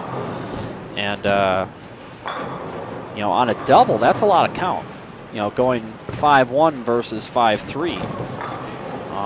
So you kind of got to weigh your options. I think Chris probably felt that it was better to go try to pick it up versus taking the 5-3 beat, and he only had a double working in 1 hole already. So, well, Matt, this is team bowling, and that's what these guys do. Team bowling is their thing. They certainly they are ready to pick up Chris Drews. Jesse Buss stepping up, hasn't struck in a couple of frames, so he again left the baby split on the right lane, and we'll see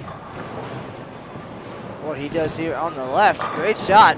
And everybody cooperates, so he's back on that strike train. Szczerbinski's going to step up looking for 5 in a row. He started the day with 258. Justin Hromek up on the right. He also shot 250 in game 1. Picks up his 10-pin.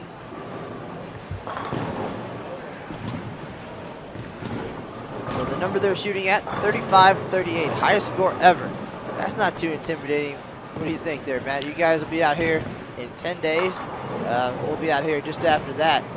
That is a monster. It really is. And you know, one of the things I was talking about on, oh, nice shot there, John. Way to rip on it. He's covering his mouth. He thought he was going to get like 5 washout on that shot. He really started up the weed whip on that one, so it made it back and swished him. I think 35-38 has a good chance of holding on. However, there are certainly a lot of teams coming through the doors who are capable physically of beating that score. It's whether mentally they're capable of beating that score, and whether they're mentally strong enough to be able to, you know, maybe shoot a low 11 or something to start, and then being able to stay patient, stay diligent, and really pour it on the last two, or start big and then be able to close it out. You know, that's very mentally taxing. It's very, it requires a lot of experience and diligence out there. So I think in those guys shooting 35-38, they set the bar extremely high, not only in the pinfall category, but in the mental taxation category. And well, if when those guys took the lead, one of the coolest moments I've ever had the opportunity to be a part of, watching John Janowitz, who of course, you know, two-time champion here, Team USA member, watching him step up in the 10th frame and absolutely burying 3 consecutive shots to get that record by 1 single pin. Now, he had no idea, which is even better. I mean, his goal when he steps on the approach is to throw the best shot he can and knock down all 10 pins, whether they're going for 3,500 or 2,500, it doesn't matter.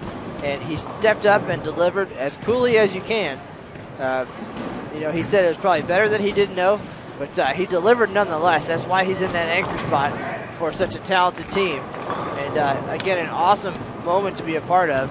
And I can't imagine being in that position. Of course, he's delivered here before. You know, he shot 300 and a pair of 279s back in 2004 to take away the regular singles and all events titles with an 858 series. So he's been there, he's done that, but to do that time and time again, and he did it the very next day. Got up there, calm and cool, and threw the strikes when he needed to at the end, and came away with the all events lead as well, 21-69. So again, a lot of experience and composure required to step up like that. And you know, we've seen a lot of teams make runs. I'm sure we're going to see more. And you know, as it comes down to it, you're looking at the numbers. You know, you talked about that in 2011. You know what you need. That's the hardest part. And to go out there and be comfortable and, you know, throw the ball like you know how to. You know, that's as important. You know, the mental part of that, being able to do that, is as important as the physical talent part of it. And it certainly is as much a mental game as it is physical. Certainly. And I think that's what makes it so hard is because, you know, if it was, let's say they shot 35.08, okay, that's not the highest score in 110 years. I think that adding that precedent of this is the highest 5-man score in the history of this tournament, with tens of thousands of teams coming through the door every year for 110 years. I mean, you think about that, and the odds are just mind-boggling. So I think the precedent of breaking the record this year, I think, really is going to be hard to beat. Do I think it's out there? Certainly. I see almost 3,600 out there if you get every pin. Well, I don't think John Gaines feels any better sitting at home watching the leaderboards, watching the Facebook feed. I don't think he feels any better about it, knowing that it was the highest score ever, because, as he said in his interview, they got there. So what's to say, you know, a number of other teams can't get there as well. Exactly. It's going to take a lot of. It's going to take a multitude of things: a good pair, good carry, good breaks, good shot. But you know, Gaines knows as well as anybody, like you said. Matt, we have a question in the chat room: is why can the lefties play so much closer to the channel than the righties, even on the fresh? Well, I think it's a strategic thing. I mean, you know, often left-handers are more comfortable with playing a little bit straighter. You know, playing the outside part of the lane, and the right-handers, their initial plan is to start further inside of that. They're going to work together. So it's simply said that the righties just don't play out there. You know, if it's there, you know, of course it's possible. It's just a matter of getting out there. These guys, the right-handers, all started around 8, 9, 10. So the left-hander again. I mean, obviously we can speak to this. You're just more comfortable. Straighter is greater, and that's just kind of how it works when you're left-handed. And we're going to see it right now. AJ DeMond having a solid game too here. And you know, when he's throwing it well, he's just inside of 5 here at the arrows. A little bump on that one. And that was the lane that was hooking, so he bumped it a little bit. And he comes back, he's got a smile. He's pretty happy about hitting that left lane because it was starting up a little earlier on him. So he just kind of bumped it at that dry spot there. Yeah, and 6 pin on that lane last time around. Yep. I believe an 8 pin just didn't cooperate on the right lane. So he's right there. He's doing great shots, and it's just a matter of tweaking it just a bit to get that ball to finish in just the right spot. But he certainly looks like he'd like that one for sure. And he's going to have a good foundation heading into the 10th frame. Casey went, I like to call Casey Sergeant Slaughter. I know he's not a sergeant in the police ranks, but in my mind he is. He's trying to put the Cobra clutch on that lane 21. And what's kind of going on? He 4-pinned, and then I think he just tried to breeze through it and get it down the lane a little quicker on that shot, and just didn't step up for him. So he might be in a little quandary about what he's doing on 21. So let's see what he does here. He can still strike out for, what was that, 218? I got to get used to reading these scoreboards. Or is that 238? 238. 238. Actually. Very good. All right. So Matt, you were watching these guys from Wichita. They've all found success there collegiately. That's of course a main reason to go to Wichita is the fantastic coaching and the history and tradition of that program. And we're looking at 2 decades of Wichita State tradition. Rick Steelsmith up on the right lane, soon to be USBC Hall of Famer. He and Justin Hromek won there in 1987. And these other gentlemen have titles in 1998, 2003, 2008, 2009, 2010. So certainly spanning quite a bit of time there. And Craig Jensen grew up in Wichita in the bowling community. Him and his brother Jeff on our list of brothers with 300 games, with more than 100 between them. So certainly, Matt, you have some big shoes to fill. I guess is the point I was trying to make, is that when you had to Wichita, so much history, so much tradition, so many great champions, as we're watching right now in front of us. Maybe a little intimidating for you headed out there, you think? Yeah, it is. There's, like you said, there's very big shoes to fill. I think the best way to look at it is not whose shoes can I fill, but how can I leave my own shoes there and do a good job of representing the school while I'm there, representing the school and myself. And I think that's really where what I'm going to focus on is how can I best be myself and add what I am already to the program, and then gain as much as I can from the coaching experience of Coach Vatican and Coach Lewis. So I think that's the way I'm really looking at it. I'm nervous and intimidated and a little apprehensive because Chris Barnes, Sean Rash, Steelsmith, Hromek, Buss, Szczerbinski, all the amazing names that come out of that program. I don't know if maybe I might be. Did Buss go to Wichita, or is he a different? Nope, he's a Wichita guy. Stater Okay, as well. very good. Very, just want to make sure. But all these phenomenal players who come out of that program. I think the biggest focus is to look at how can I be myself and how can I add to that rich history versus trying to fill it. So or measure up to it. I think it's just how you can add your own flavor and your own experiences to the program and then take a lot away at the same time. Well, these guys certainly prepared. Fantastic coaching has led them to great success both in college and after. And now they're looking for some Open Championship glory here. There's A.J. Damond with a big strike there for a double.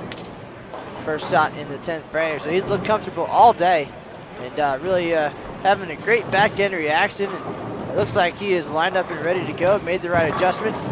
Paul Fleming for Roncrete having a big game as well.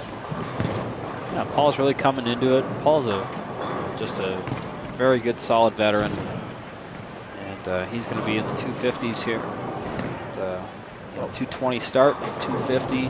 Somebody did ask, how did Paul Fleming end up in this group? Obviously, Paul went to the University of Nebraska a huge collegiate bowling rival for Wichita State University. But here they are, sharing the lanes at the Open Championships. And Paul Fleming leading the way here in game number 2. Oh, sorry, go ahead. No, so he's going to finish in the 250s. Started the day with 220. So their goal, of course, was to hang in there game 1 and finish strong. We're going to get a re-rack here on lane 22. There's a 9-pin missing. I want to say that Paul might have been on tour the same when Rick was out there, and they might have, and Hromek, and they might have formed a bond there, and that's carried over. I think that's where it might have come from. Collegiate bowling, of course, a very big family. I mean, you get the it opportunity definitely to see your friends out there, you know, week in and week out, whether they're on your team or not. Once you're off the lanes, every week is a reunion.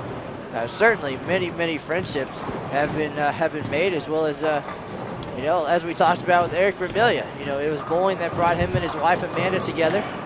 They had their son PJ because of bowling, and Eric went to college where he did at Nebraska because of Amanda.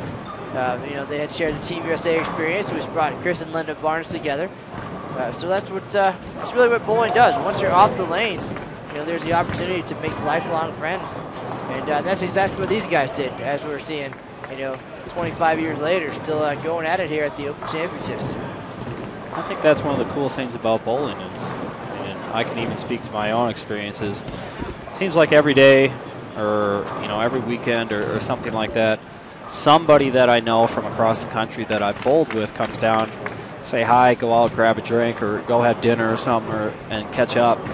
And that's the great thing about bowling is it's one big family, and getting to see all your friends from across the country is always a thrill. And it's always nice to say that you got so many different friends in so many different states. You know, it just seems like if you go on vacation or say, oh yeah, you know, I bowled with this guy, great guy. You know, he said if I'm ever in town, look him up, you know, and grab dinner or something like that. You know, so I think that's kind of the cool thing about our sport. Well, every day is a reunion here at the Open Championships, and you're learning that now that you're spending every single day of the 125 days here. And of course, it's a reunion and an opportunity for somebody to ask you for a locker token as well. But always great to see everybody, and your teammates will be in town in just a few days. My teammates not far behind. So looking forward to taking off the headset and putting on the bowling shoes and taking a crack at it here in 2013.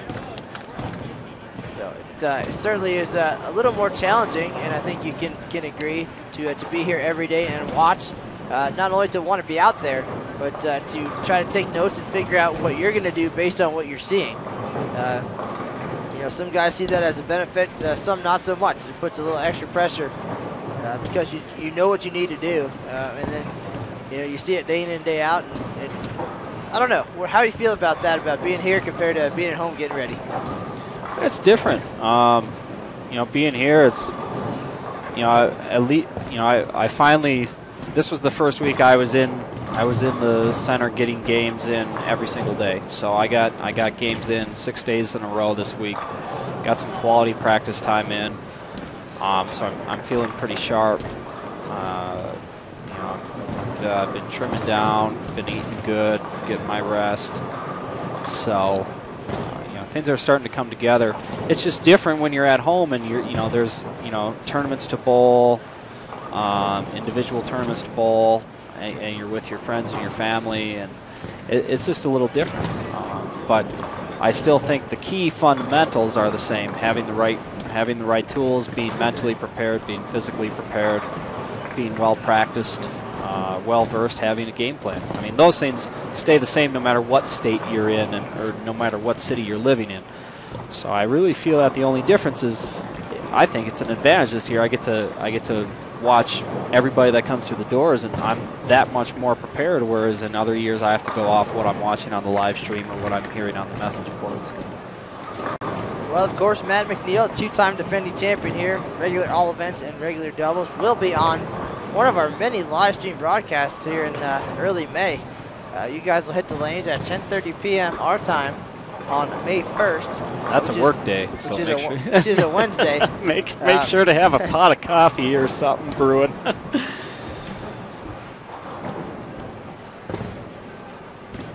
So here we are, game 2 coming to a close. Paul Fleming, 258 after 220 start. Dale Lenz figures things out, starts with 150, 263 Century Club here in game number 2. Craig Jensen struggling still, 157 in the opener, 168 in game 2.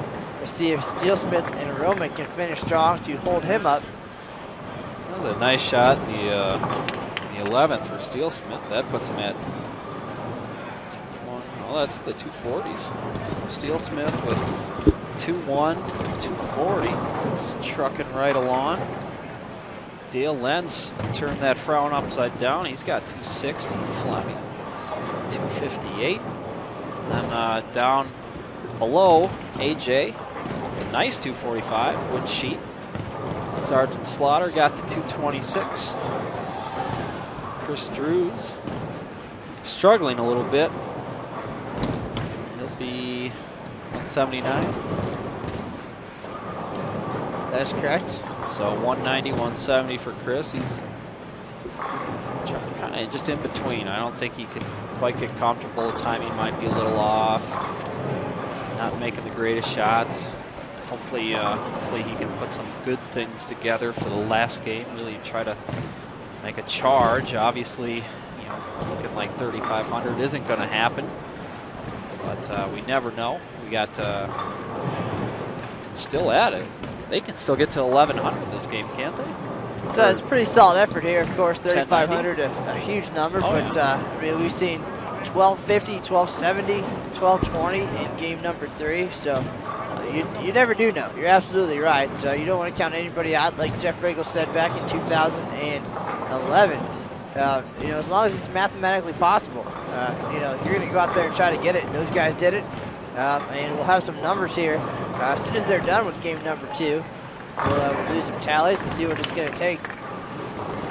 I remember Nelson Burton said if you can do it with a scoring pencil, you can do it with a bowling ball. So, of course, that's when we kept a score on those recap sheets, on the overhead recap sheets with the wax pencil and the ashtrays built into the scoring tables. It was quite a different time. You know what I loved about that, though? I remember as a kid in junior league, we always called it the hot box. Whoever had to sit and keep score in junior league, because we grew up in a center that had the old overheads and everything, and we always called it the hot box because it'd burn your hand because those lights got so hot.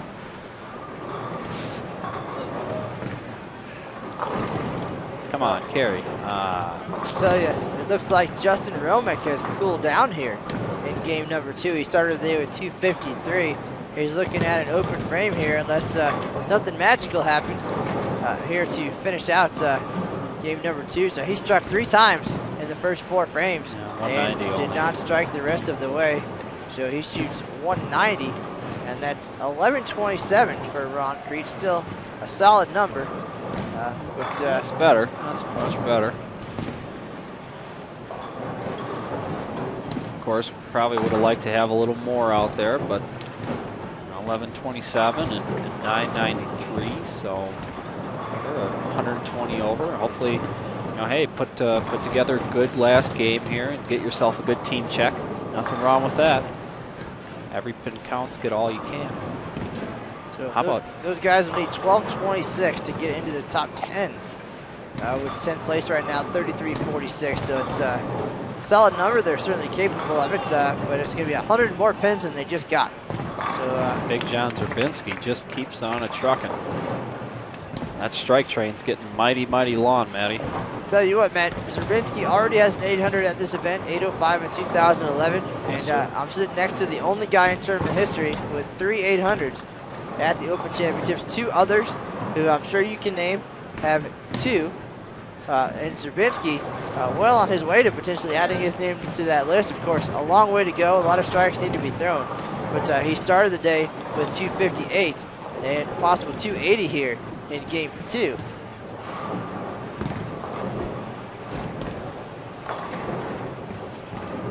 And Mike Rose stopping by, the 2007 regular all events champ, so good to see him as well. He'll probably come on and talk to us in a little bit. He could talk about that shot right there from John Szczerbinski.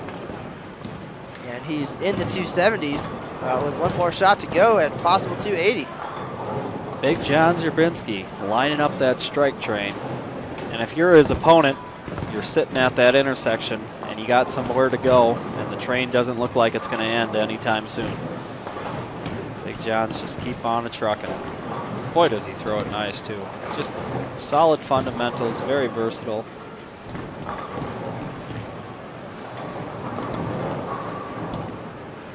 Looks like he's going to ball switch here, try something a little different. It doesn't matter. He's gonna, when you throw it that good, it don't matter. You could throw a square down there, it'd roll good. Nice game. So he started, I'm sorry, Maddie, what did he start with? 258. So he needs 262. 262. 262. Wow. So it's certainly doable. Obviously, he's gotten close to that in game number 1 and shot 280 in game 2. Jesse Buss not far behind, 269, 246. So we'll keep our eye on him as well. But 1174 in game number 2. So they are 81, 91, 291 over. So 291 over. So they need they need a good 12. 1247. That's very doable. To reach the lead. It's doable. 1248 to take the lead. I can say it's honestly doable. Doable, especially with the talent on the group. I think your keys are going to be Chris Drews and Sergeant Slaughter. You're going to need these guys to step up and perform, really make some good shots. These are the guys who have been struggling so far, and their look is not maybe as good as they want it to be. But those two guys are going to be the key. I think AJ is settled in, Jesse's settled in, Big John's striking away. He's got the conductor hat out. He's running the strike train full steam ahead. And Jesse and Sergeant Slaughter are going to be the key. I think if we can see a good game out of those two, most likely they'll give that team score a run. Well, for those of you just joining us, once again, this is the left-handed duo, Matt Cannizzaro and Matt McNeil, live from the 2013 USBC Open Championships. We are behind lanes 21 and 22 here at the National Bowling Stadium, and we're watching CareerAthletes.com and Ron Crete make a run at it here in the team event. Ron Crete comprised of Rick Steelsmith, PBA champion Justin Hromek, Craig Jensen, Dale Lenz, and former University of Nebraska standout Paul Fleming. So a lot of experience and talent, and over many decades for those guys. The companion team, CareerAthletes.com, is some Wichita Staters, so collegiate champions, AJ DeMont, Casey Slaughter, Chris Drews, Jesse Buss, and reigning Team USA Trials champion John Szczerbinski, who has a shot at 800 here in 2013. Would be the first of the year. Jesse Buss also still in the math for that, but he's going to need them all.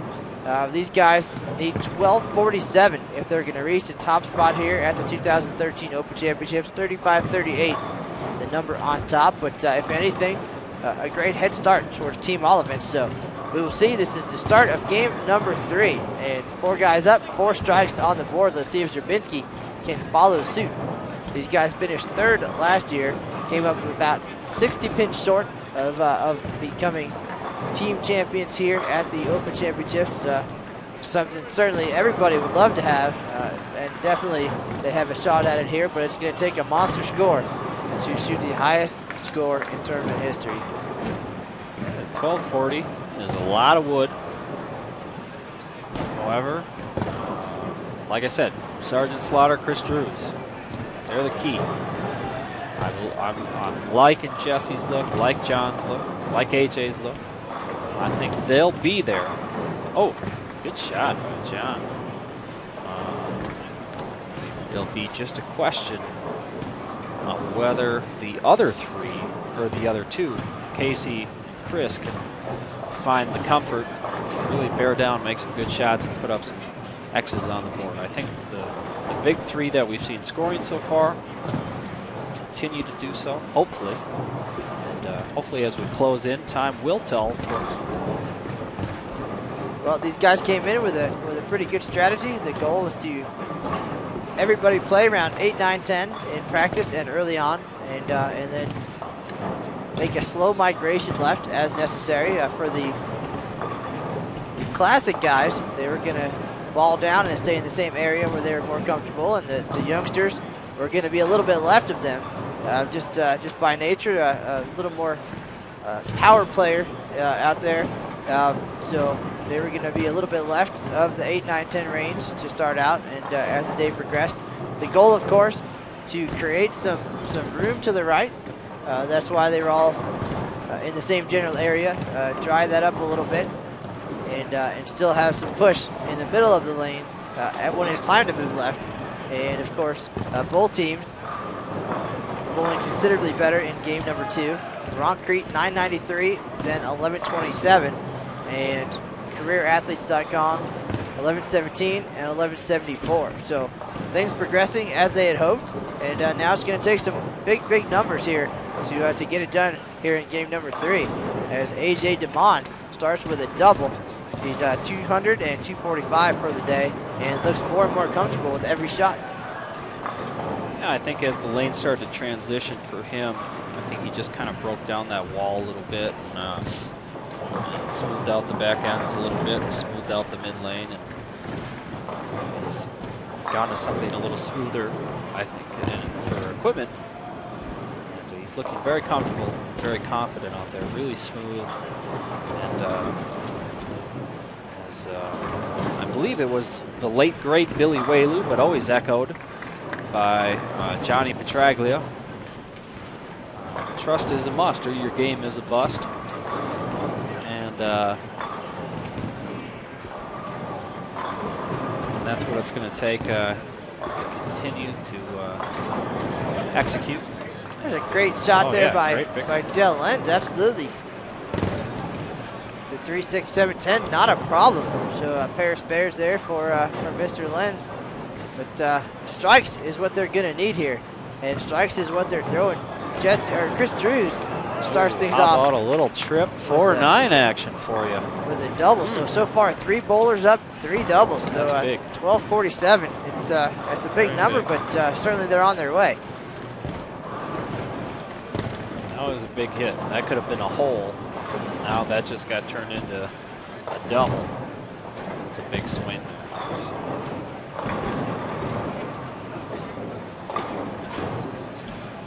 Matt, we talked earlier about experience and being comfortable, and of course, you know, part of your legacy here is that you had a magical bowling ball back in 2010, the 900 Global Breakout, which also helped you get it done in 2011. You shot 822 in doubles with a 300 game, and no doubt that's been a go-to ball for you a number of times, and I believe you actually just drilled a brand new one.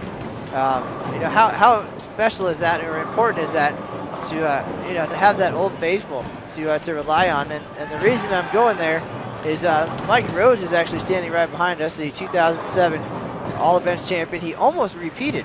He did take the lead briefly in 2008, and his go-to was an old Brunswick Vapor Zone. And it seemed like every time that ball was in his hand, it was money. It was a strike, and he almost became the first player to win back-to-back All Events titles. Of course, you nearly did as well. Finished third in between 2 titles. But Mike is wearing a Storm shirt now, so I believe he probably won't be throwing that Brunswick Vapor Zone. But you know, obviously something that you haven't had to encounter. But talk about that and how special it is to have that opportunity just to be that comfortable with your equipment and your environment. That's huge. You know, it's kind of like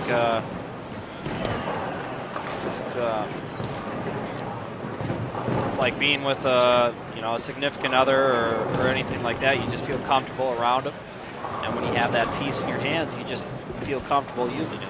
A golfer with a favorite putter or a favorite wedge, it gives you that sense of comfort when you're standing over a shot or about to deliver a bowling ball or anything like that, I think that's extremely important for any bowler, is to be extremely comfortable here. And when you have a piece of equipment that rolls very well on the tournament pattern, reads the lane surface very well, and makes you feel very comfortable, now that's a very deadly combination in anybody's hands.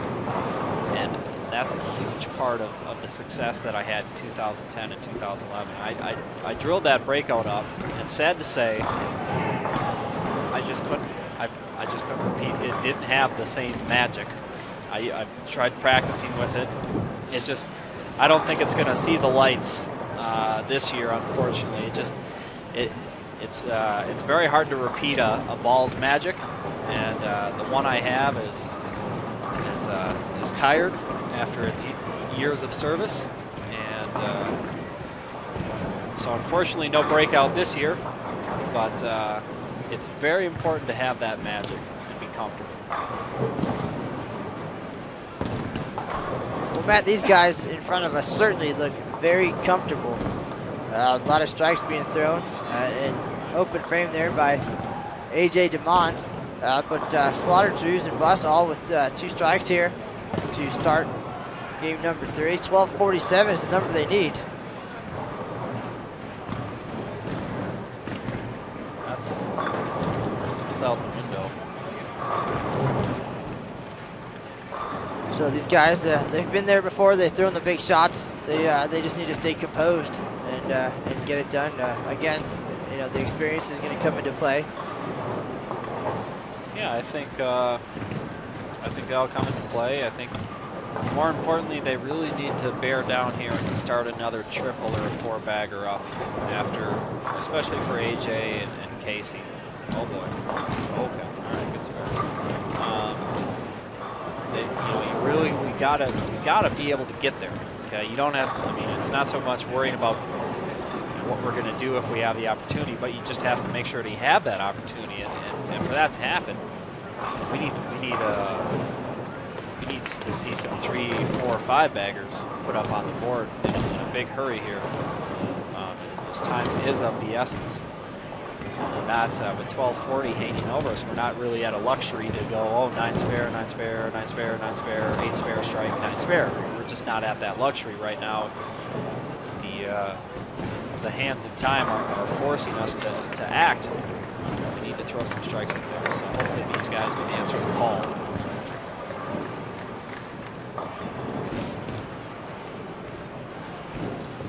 Matt, we've got some scores coming in from our back call direct guys.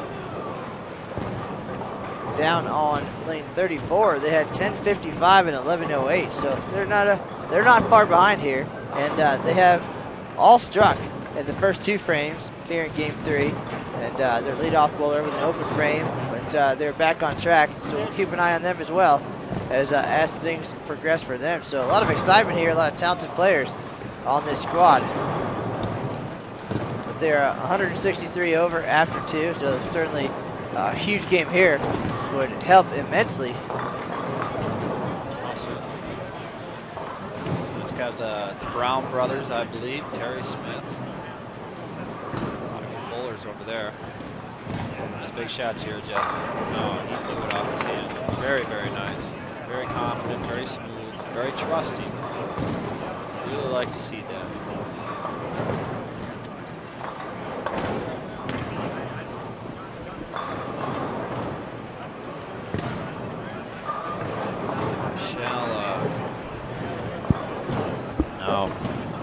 John has week 10, week 10. And if I'm John, I think I'm looking at a 2-1. Try to get it to set up in front of the hole a little more, soften up in the hand, or ball change. Looks like he changed balls. And that's the ball he used in that fill ball, Matty. And I believe it's just, I think that looks to be something just a little more continuous. Just a little smoother, reads the spot a little harder, and then it's just a little more continuous through the pins. So I shouldn't say read the spot harder. It just reads more of the mid lane. It's looking like it stands up a little better than that disturbed was. So hopefully that turns out to be a good ball switch for him. AJ up on 21 really needs to get it going. Well, Matt, we tuned in today to see soon-to-be Hall of Famer Rick Steelsmith, and he'll be in the Hall of Fame May 2nd here at the convention in Reno. There's a terrible break. The 9-pin doesn't cooperate for AJ. It's a fantastic shot. But we knew when we saw this companion team last year, we knew that they would certainly put on a show, possibly even steal the show, and they're certainly not disappointing here, as they do have a shot, a distant shot at this point, at the top spot in the team event, 35-38, the number they're chasing, and they're at 22.91 after 2. They're going to need 12.47 to get there, but 2 of their bowlers still with a shot at 800, the first of the year, and you can see it live here at the live stream. So if you're watching right now and you want to tell all your friends at home, tune in to bowl.com right now. Check out youtube.com/bowltv, and you could possibly see the first 800 series of the 2013 USBC Open Championships in just a few frames.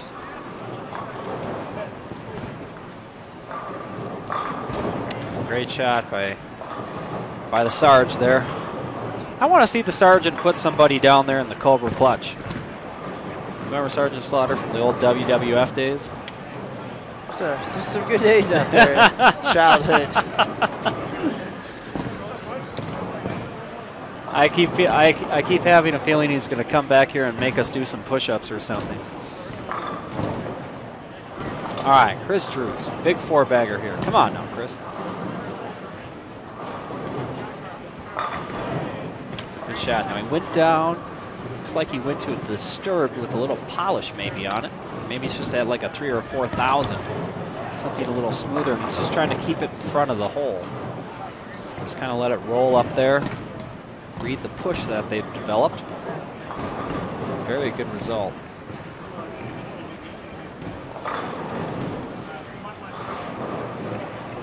So 800 still alive for Jesse. Needs them all. 800 still alive for John. John needs them all too.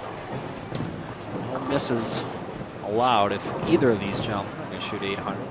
Get that very nice crystal pin.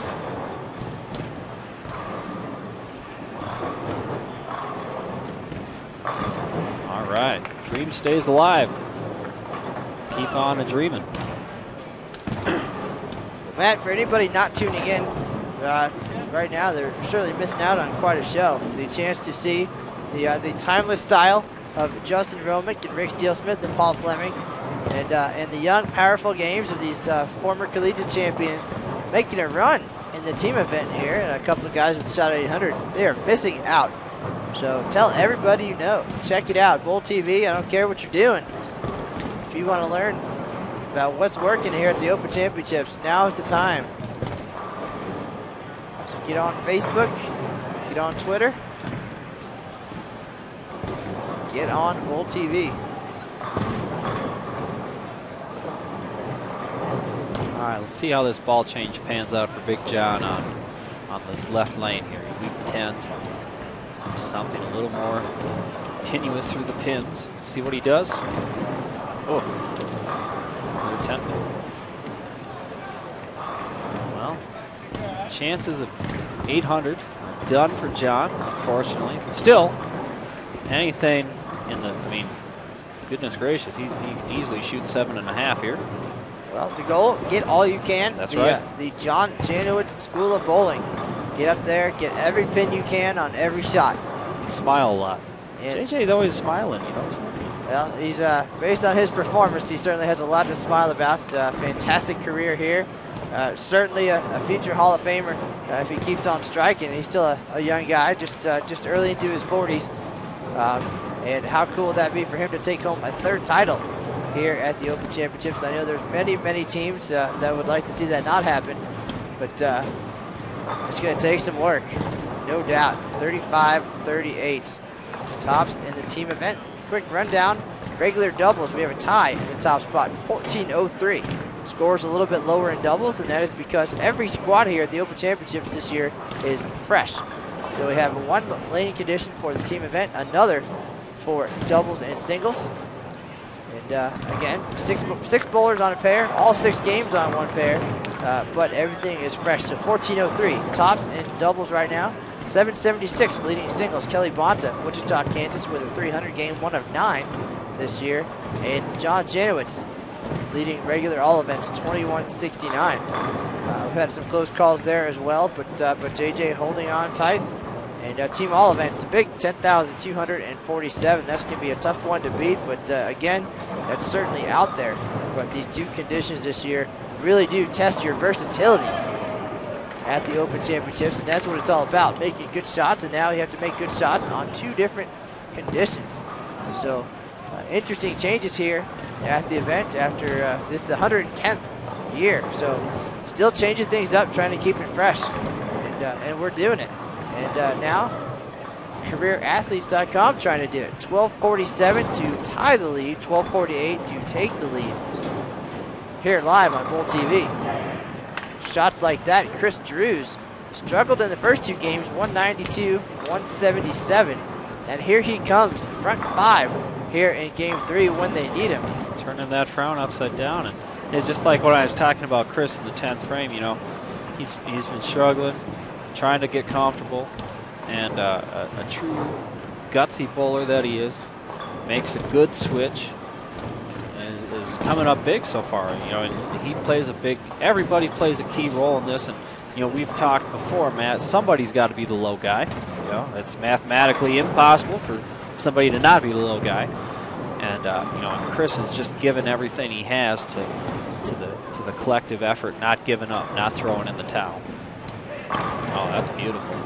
Jesse Buss with the front 5 now. He has a possible 800 series out there. He does need 285, but he's halfway there. I know that's a lot to say, a long way to go, but you can't throw it any better than that, no doubt. Sure. And Szczerbinski trying to get back on track here. Just 1 strike here through 4 frames, and these guys constantly talking, constantly laughing. It's nice to see that. Staying loose. Pressure situation. Staying loose. But Drews and Buss just laughing it up and staying comfortable and loose, as you said. And that's when all bowlers strike in the 5th frame, that's a free pizza in league. Not here. Some league centers, some bowling centers, you get a free pizza for all 5 striking in the 5th. However, that is not in effect during team event here at the National Bowling Stadium. However, I would like to give those guys a free pizza right now because that was a beautiful 5th frame. I have a feeling if they keep striking, there's going to be a celebration that might involve a fancy dinner. Still halfway there, long way to go. But no matter what, they're putting up a solid number as far as a head start towards team all events. And that's all you can ask for. Get all you can, no matter what. And they are doing that. They look comfortable, having a good time.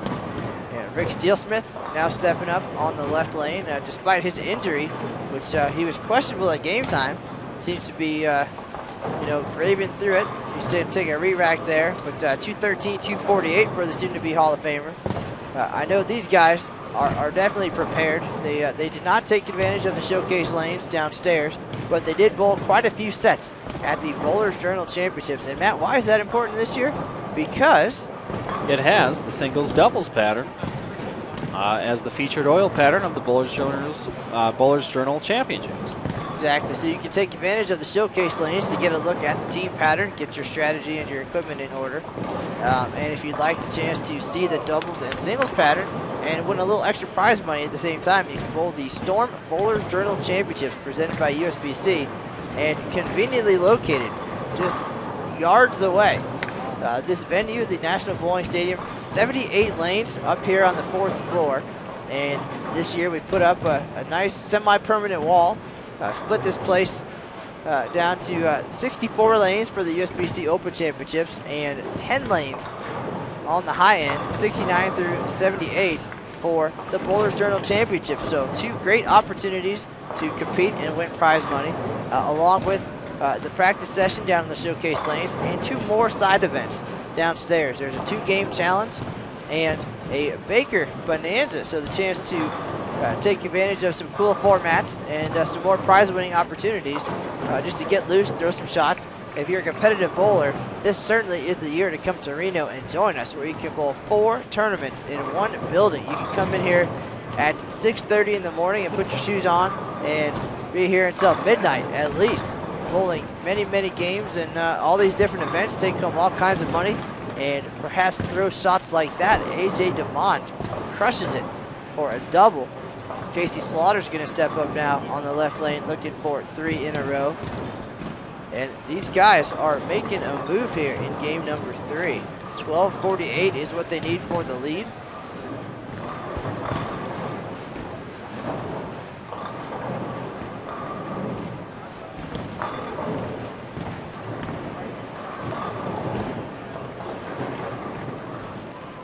And a 10-pin for Slaughter. See if Craig Jensen can get on track here for Roncrete up on the right lane. Jensen 157, 168. So trying Craig's to been struggling. I feel he doesn't feel it's never good to be struggling here. That's a really hard thing. Craig's giving it all, and hopefully he can leave here with a little blaze of glory and help out his teammates. But you just gotta feel for Craig a little bit. It's never fun to be the guy who's struggling when other people are scoring. Matt, if you're curious about who else is scoring here at the USBC Open Championships or what it's going to take to get a prize check, you can find out all that and more on bowl.com. Just go to the Open Championships tournament page. We like to keep the news fresh on that page. So of course, twice a month we update the year-long brackets, loaded cash numbers. Every week, the standings for the side events and the leaderboards are updated nightly here at the Open Championship. So you can check out all of that and more on bowl.com. Go to the Open Championships page, and later today you'll see Matt McNeil's picture. He has been writing a blog for us as he prepares to put his titles on the line here in Reno. A little bit different this year. He's not at home practicing with his team. He's here as the featured coach on the showcase lane, so a little bit different look, but certainly sharing his insight on what that's all about. And you can check that out, the second to last installment of the Matt McNeil blog. He's going to tell you about his final preparation and practice, and they hit the lanes April 30th and May 1st, and then we'll have a wrap-up when it's all over and see how it all worked out and how it panned out being in the building as opposed to at home watching on Bowl TV. So look forward to that and much more on bowl.com. Potentially, we're going to see a story about Jesse Buss, who goes Brooklyn to carry the 6th strike. I think he was a little confused on that one. I think he thought that wasn't all that bad. It snapped hooked on him. So the next frame will be very interesting on 21 to see what he does. That'll be his 8th frame. So we'll see what's going on there. And this is the key right here. John Szczerbinski, draw upon your years of experience and practice. Buckle down, make the best shot you can right here. No doubles yet, 6th frame, strike up. Needs a double right now. Oh no. Oh boy. That's deserving of the Mike Durbin groan or moan as why is his name escaping me? Writer from down in Texas, who's been on the live stream a couple times, years past. He was on last year. I'm sorry. All right, Matt McNeil has derailed his train of thought. My train is derailed. I've been here since 8:30 in the morning, so my mental train just crashed. So Matt, bowling is a game of give and take. As we're watching right now, Jesse Buss goes Brooklyn and carries the strike for the front 6 to keep his 800 hopes alive. John Szczerbinski absolutely buries his next shot and stones an 8-pin. So it's all balanced at that point. And of course, you'd like to see both of those hits carry, take advantage of the break. But it all evens out, it seems like, in the end. And there's Szczerbinski. Can't throw it any better, so he's he's going to move on to the next one, throw it just as well, and hopefully have a better result. But these guys need to finish strong here, and we'll see. We'll have the numbers as we calculate out. Jesse Buss's score, not hard to calculate. He has all strikes. So does Chris Drews. So those two guys trying to lead the charge here. 12:48 is the number they need.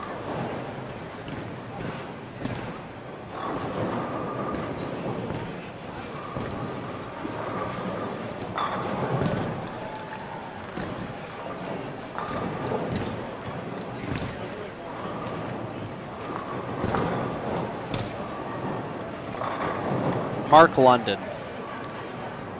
That's who I was thinking of, Maddie. Sorry. That's where you threw me off. He was from Illinois for the longest time and has recently moved to Texas. So there you go. But good research there. Took advantage of your mobile device. That and, is correct. Folks at home, take advantage of your mobile devices and check out the live scoring app on for X Bowling Tournament Edition, and you won't miss a minute of the action from here at the Open Championship. So great plug there. You can also find that on the internet, xbowling.com/tournaments, and don't miss a minute again. Speaking of plugs, love to give a plug for one of our sponsors over by the Women's Convention Center, the Atlantis Spa. If you're looking for a good massage, I had a deep tissue massage this week, and it was phenomenal. The health spa there is absolutely second to none. I always like to stay loose, make sure the back is feeling good, the shoulders and the arms and everything. And I had a wonderful treatment over there. So the folks at the Atlantis, thumbs up. And I'd highly recommend any bowler, when you get in town, you know, you're always tight after traveling all day. And definitely worth it to head over to the Atlantis and grab yourself a good massage before you hit the lanes. Make sure you're loose. Well, speaking of loose, Chris Drews. Absolutely. Comes back from 192, 177. He's got the front seven, trying to get it done for his team here. Red says you're getting ahead. Well, these guys need just about every one of them along the way. 1340 still out there, I believe, is the number. Jesse Buss is still a possibility at 800. He went Brooklyn on his last shot, which was on the left lane. So we'll see if that crept in his head at all. No doubt it probably didn't. And see if he can come through with number 7 as well.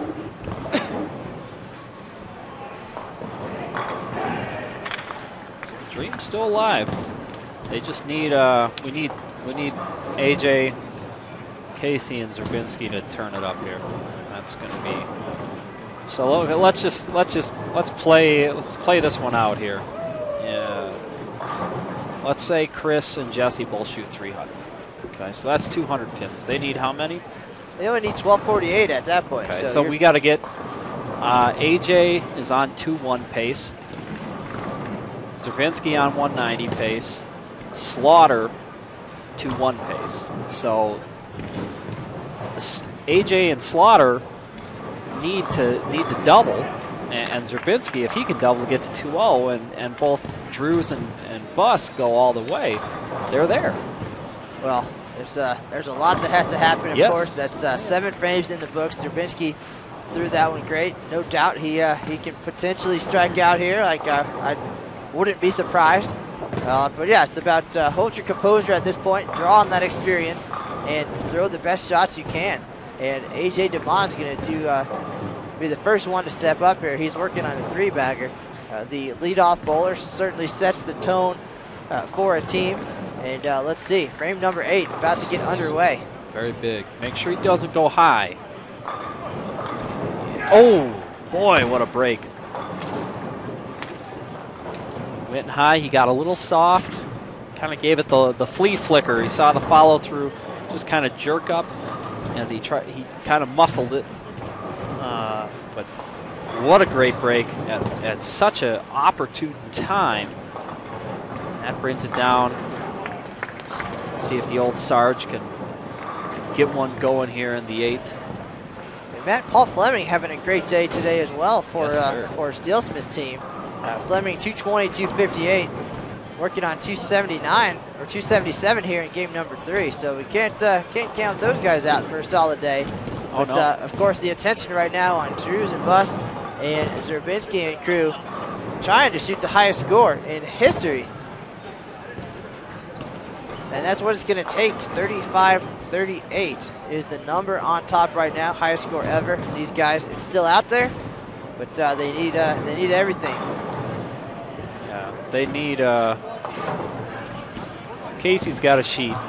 If Casey sheets, he gets to 220.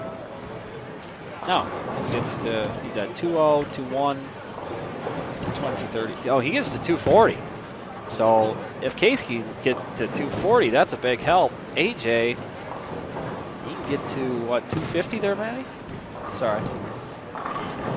Yep, AJ will be at 256. It's if AJ and Casey can sheet here, that will take a little pressure off Drews and Bus, but I really feel Drews and Bus must at least set themselves up for 279 or better. Oh no. That was a good shot. Ball just delayed a little long and didn't quite set up and go through the pins just right to get that 10 out. Chris wraps a 10. So let's say 279 possible. Chris.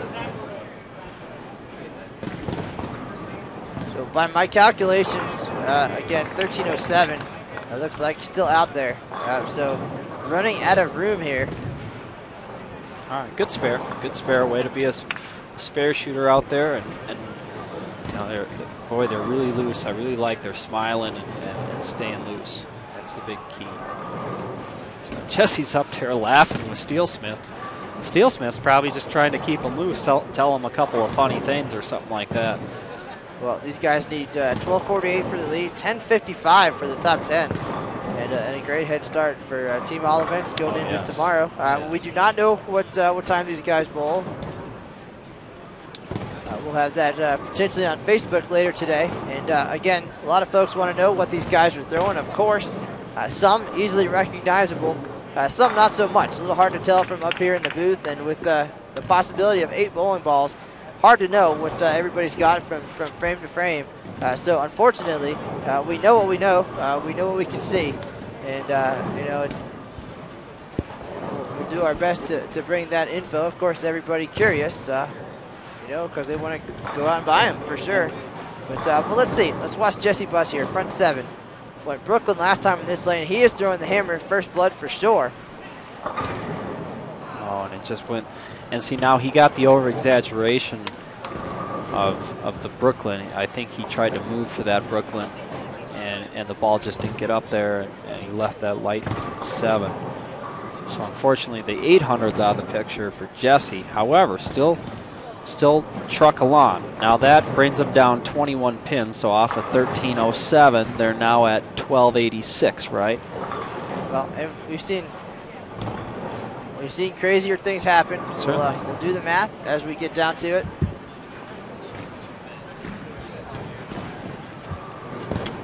So okay, run your spare over here, Jesse. Oh. Blows that one over, but they're gonna need boy. they're gonna need some breaks like that, of course. We've seen some great sets in the team event along the way, and the doubles and singles seeming to be a little bit more of a challenge. 2169, you'd think, based on some of the team scores, that 2169 just, you know, not a huge number here, but it's held on for a little bit. Again, the 2 different lane conditions. A little bit more challenging, the versatility test for sure. Let's see what John Szczerbinski can do here. Big shot. This is the shot of the game right here.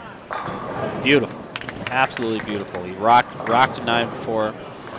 He's put himself in a position. Still shoot 230.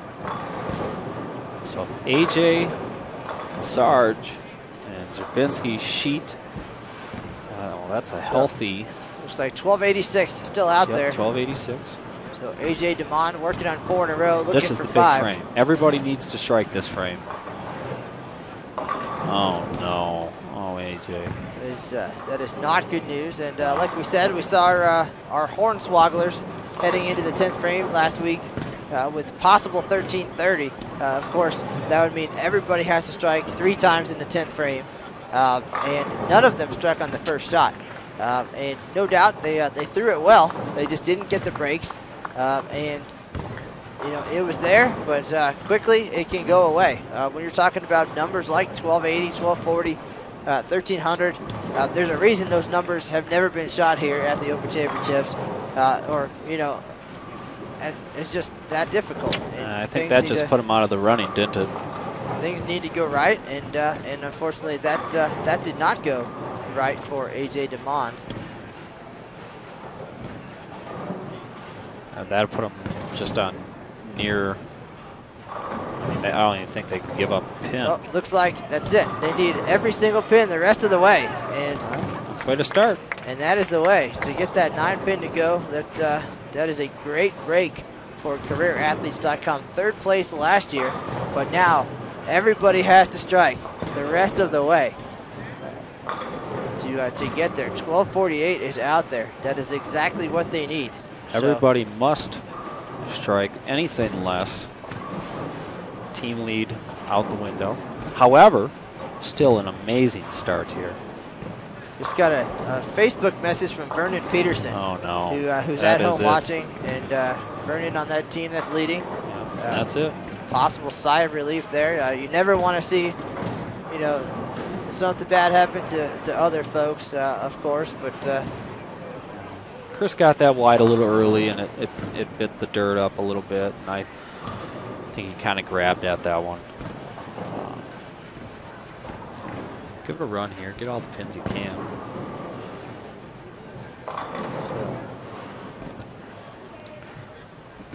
So these guys certainly with the experience and the ability, and gave it everything they had. And now it's just about knocking down every pin they can for a run at team all events. The team event out of reach. Yeah, they threw a lot of strikes up there on the board. Did everything right, and just things just not going well here in the 9th frame. We'll see if Jesse Buss can get back on track. Jesse still 780 possible for a set. Very good set. That's a good, healthy start at that.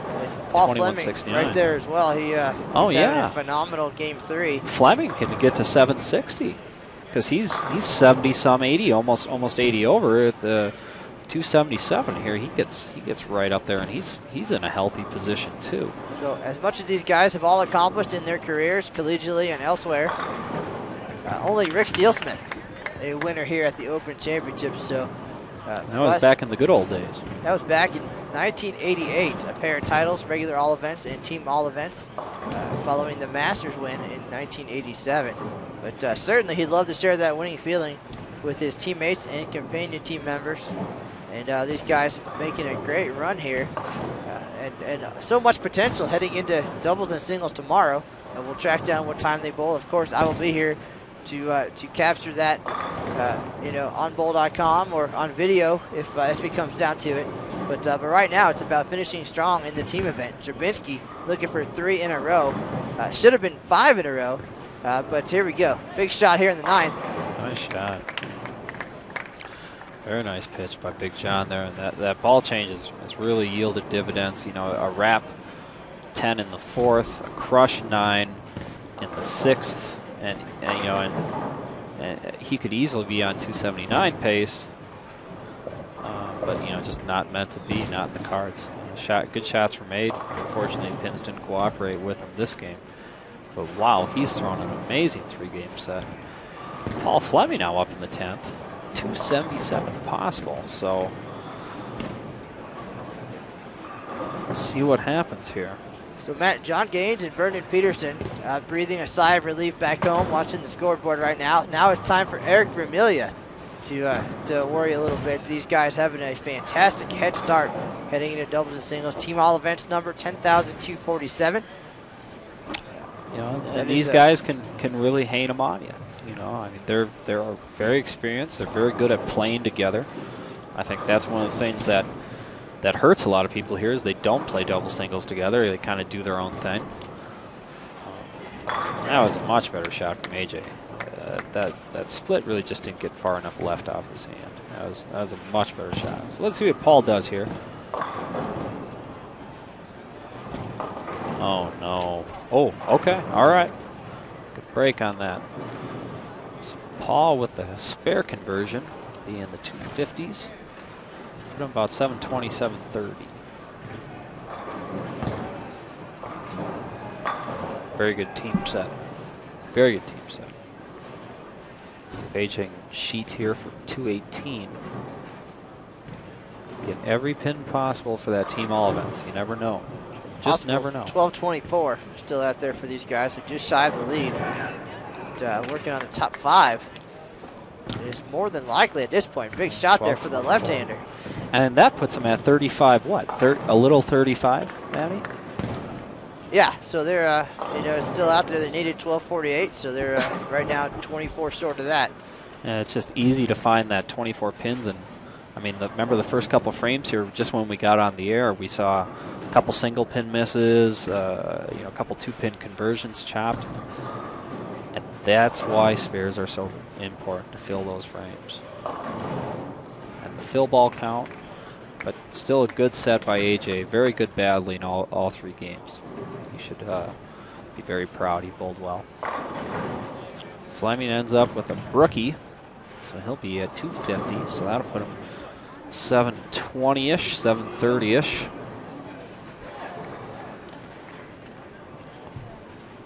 Looks like Dale was kind of a 1-game pony. Might get to 2-1 this game. Let's see what the Sarge can do here on lane 21. All Strike right, working. That's 733 for Fleming. Okay. And 660 for Demond. Okay. All right, all right. A little slash and dash for the Sarge. One more big one here. He can get to 230.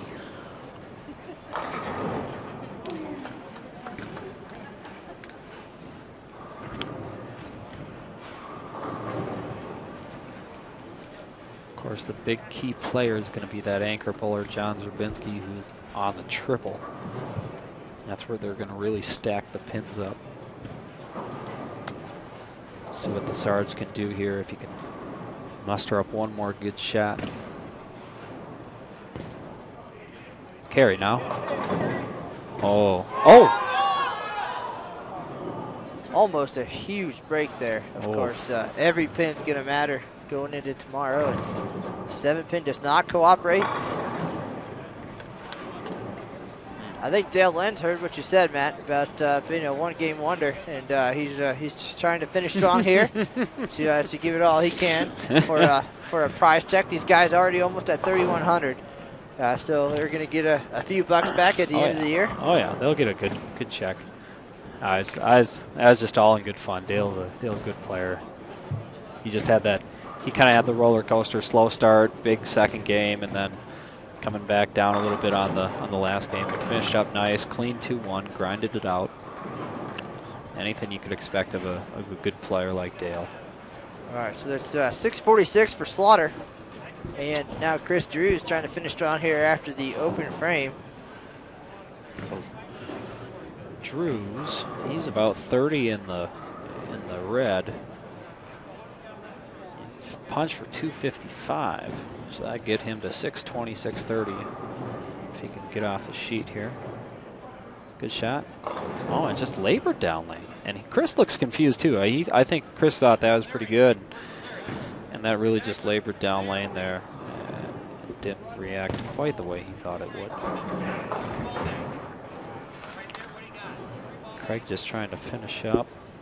Tough day for Craig on the lanes, fortunately. Well, Matt, will definitely be taking a team picture when this is all over. These guys looking sharp in their careerathletes.com Gemini jerseys, Wichita State colors, the black and gold. You'll be wearing that in just a few months. Oh no, Christopher. And that's the second 2-pin combination he's missed. Add that to the single pin he missed. That's 36 pins. So Chris barely gets back to 2-0. 603. Yeah, 603. 6-0 I meant, not 2-0. Well, let's see if Jesse can pick him up here. Jesse 279. Possible. Well, Matt, it's amazing how easily the wind can come out of the sails a little bit. Oh, I know. I mean, these guys, they had so much early. and then struggled late and came up a little bit short, but certainly motivated and momentum heading into tomorrow. That 9th frame with AJ leading off with the split really hurt, and then Chris following up with the split of his own. I think that kind of hurt.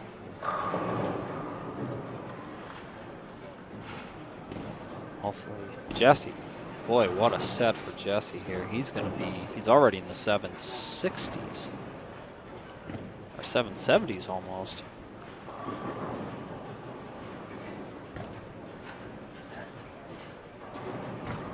think 760. Oh, come on. Oh, no. So I think it'll be 770 with 268. 773.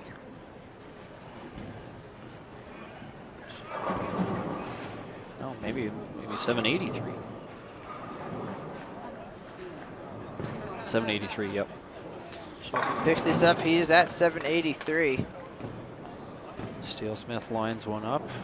We tuned in to see the Hall of Famer, Steelsmith, the injured Steelsmith, nursing a hurt thumb there earlier at the Bowler Journal Championships. And a 30 clean for Jesse Buss. He'll pick up a clock. 783, that's a big set and a Mm-hmm. good head start for all events. John Janowitz, you better tune in tomorrow to bowl.com or xbowling.com to follow along. Watch very, very closely. He's about 180 pins away. Well, Janowitz had 752 in the team event. Vernon Peterson led the charge there with 772. And we've seen a lot of big scores in the team event and some struggles in doubles and singles. And we'll see how these guys handle the 39-foot pattern tomorrow compared to today's 41-foot adventure. All right, great shot by John there.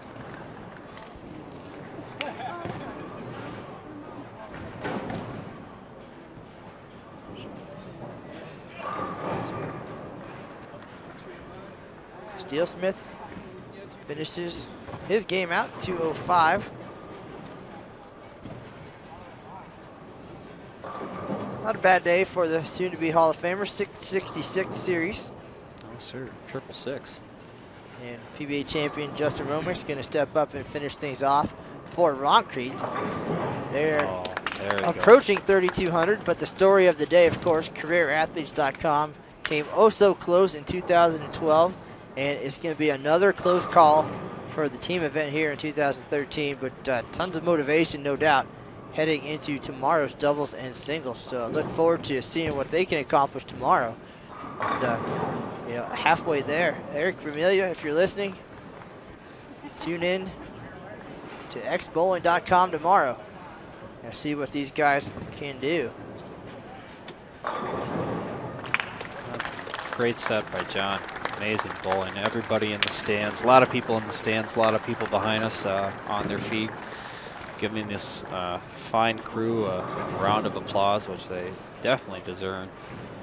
A 777 for Szczerbinski, so he's right behind his teammate. What a big set by Szczerbinski. 34.69, the final number.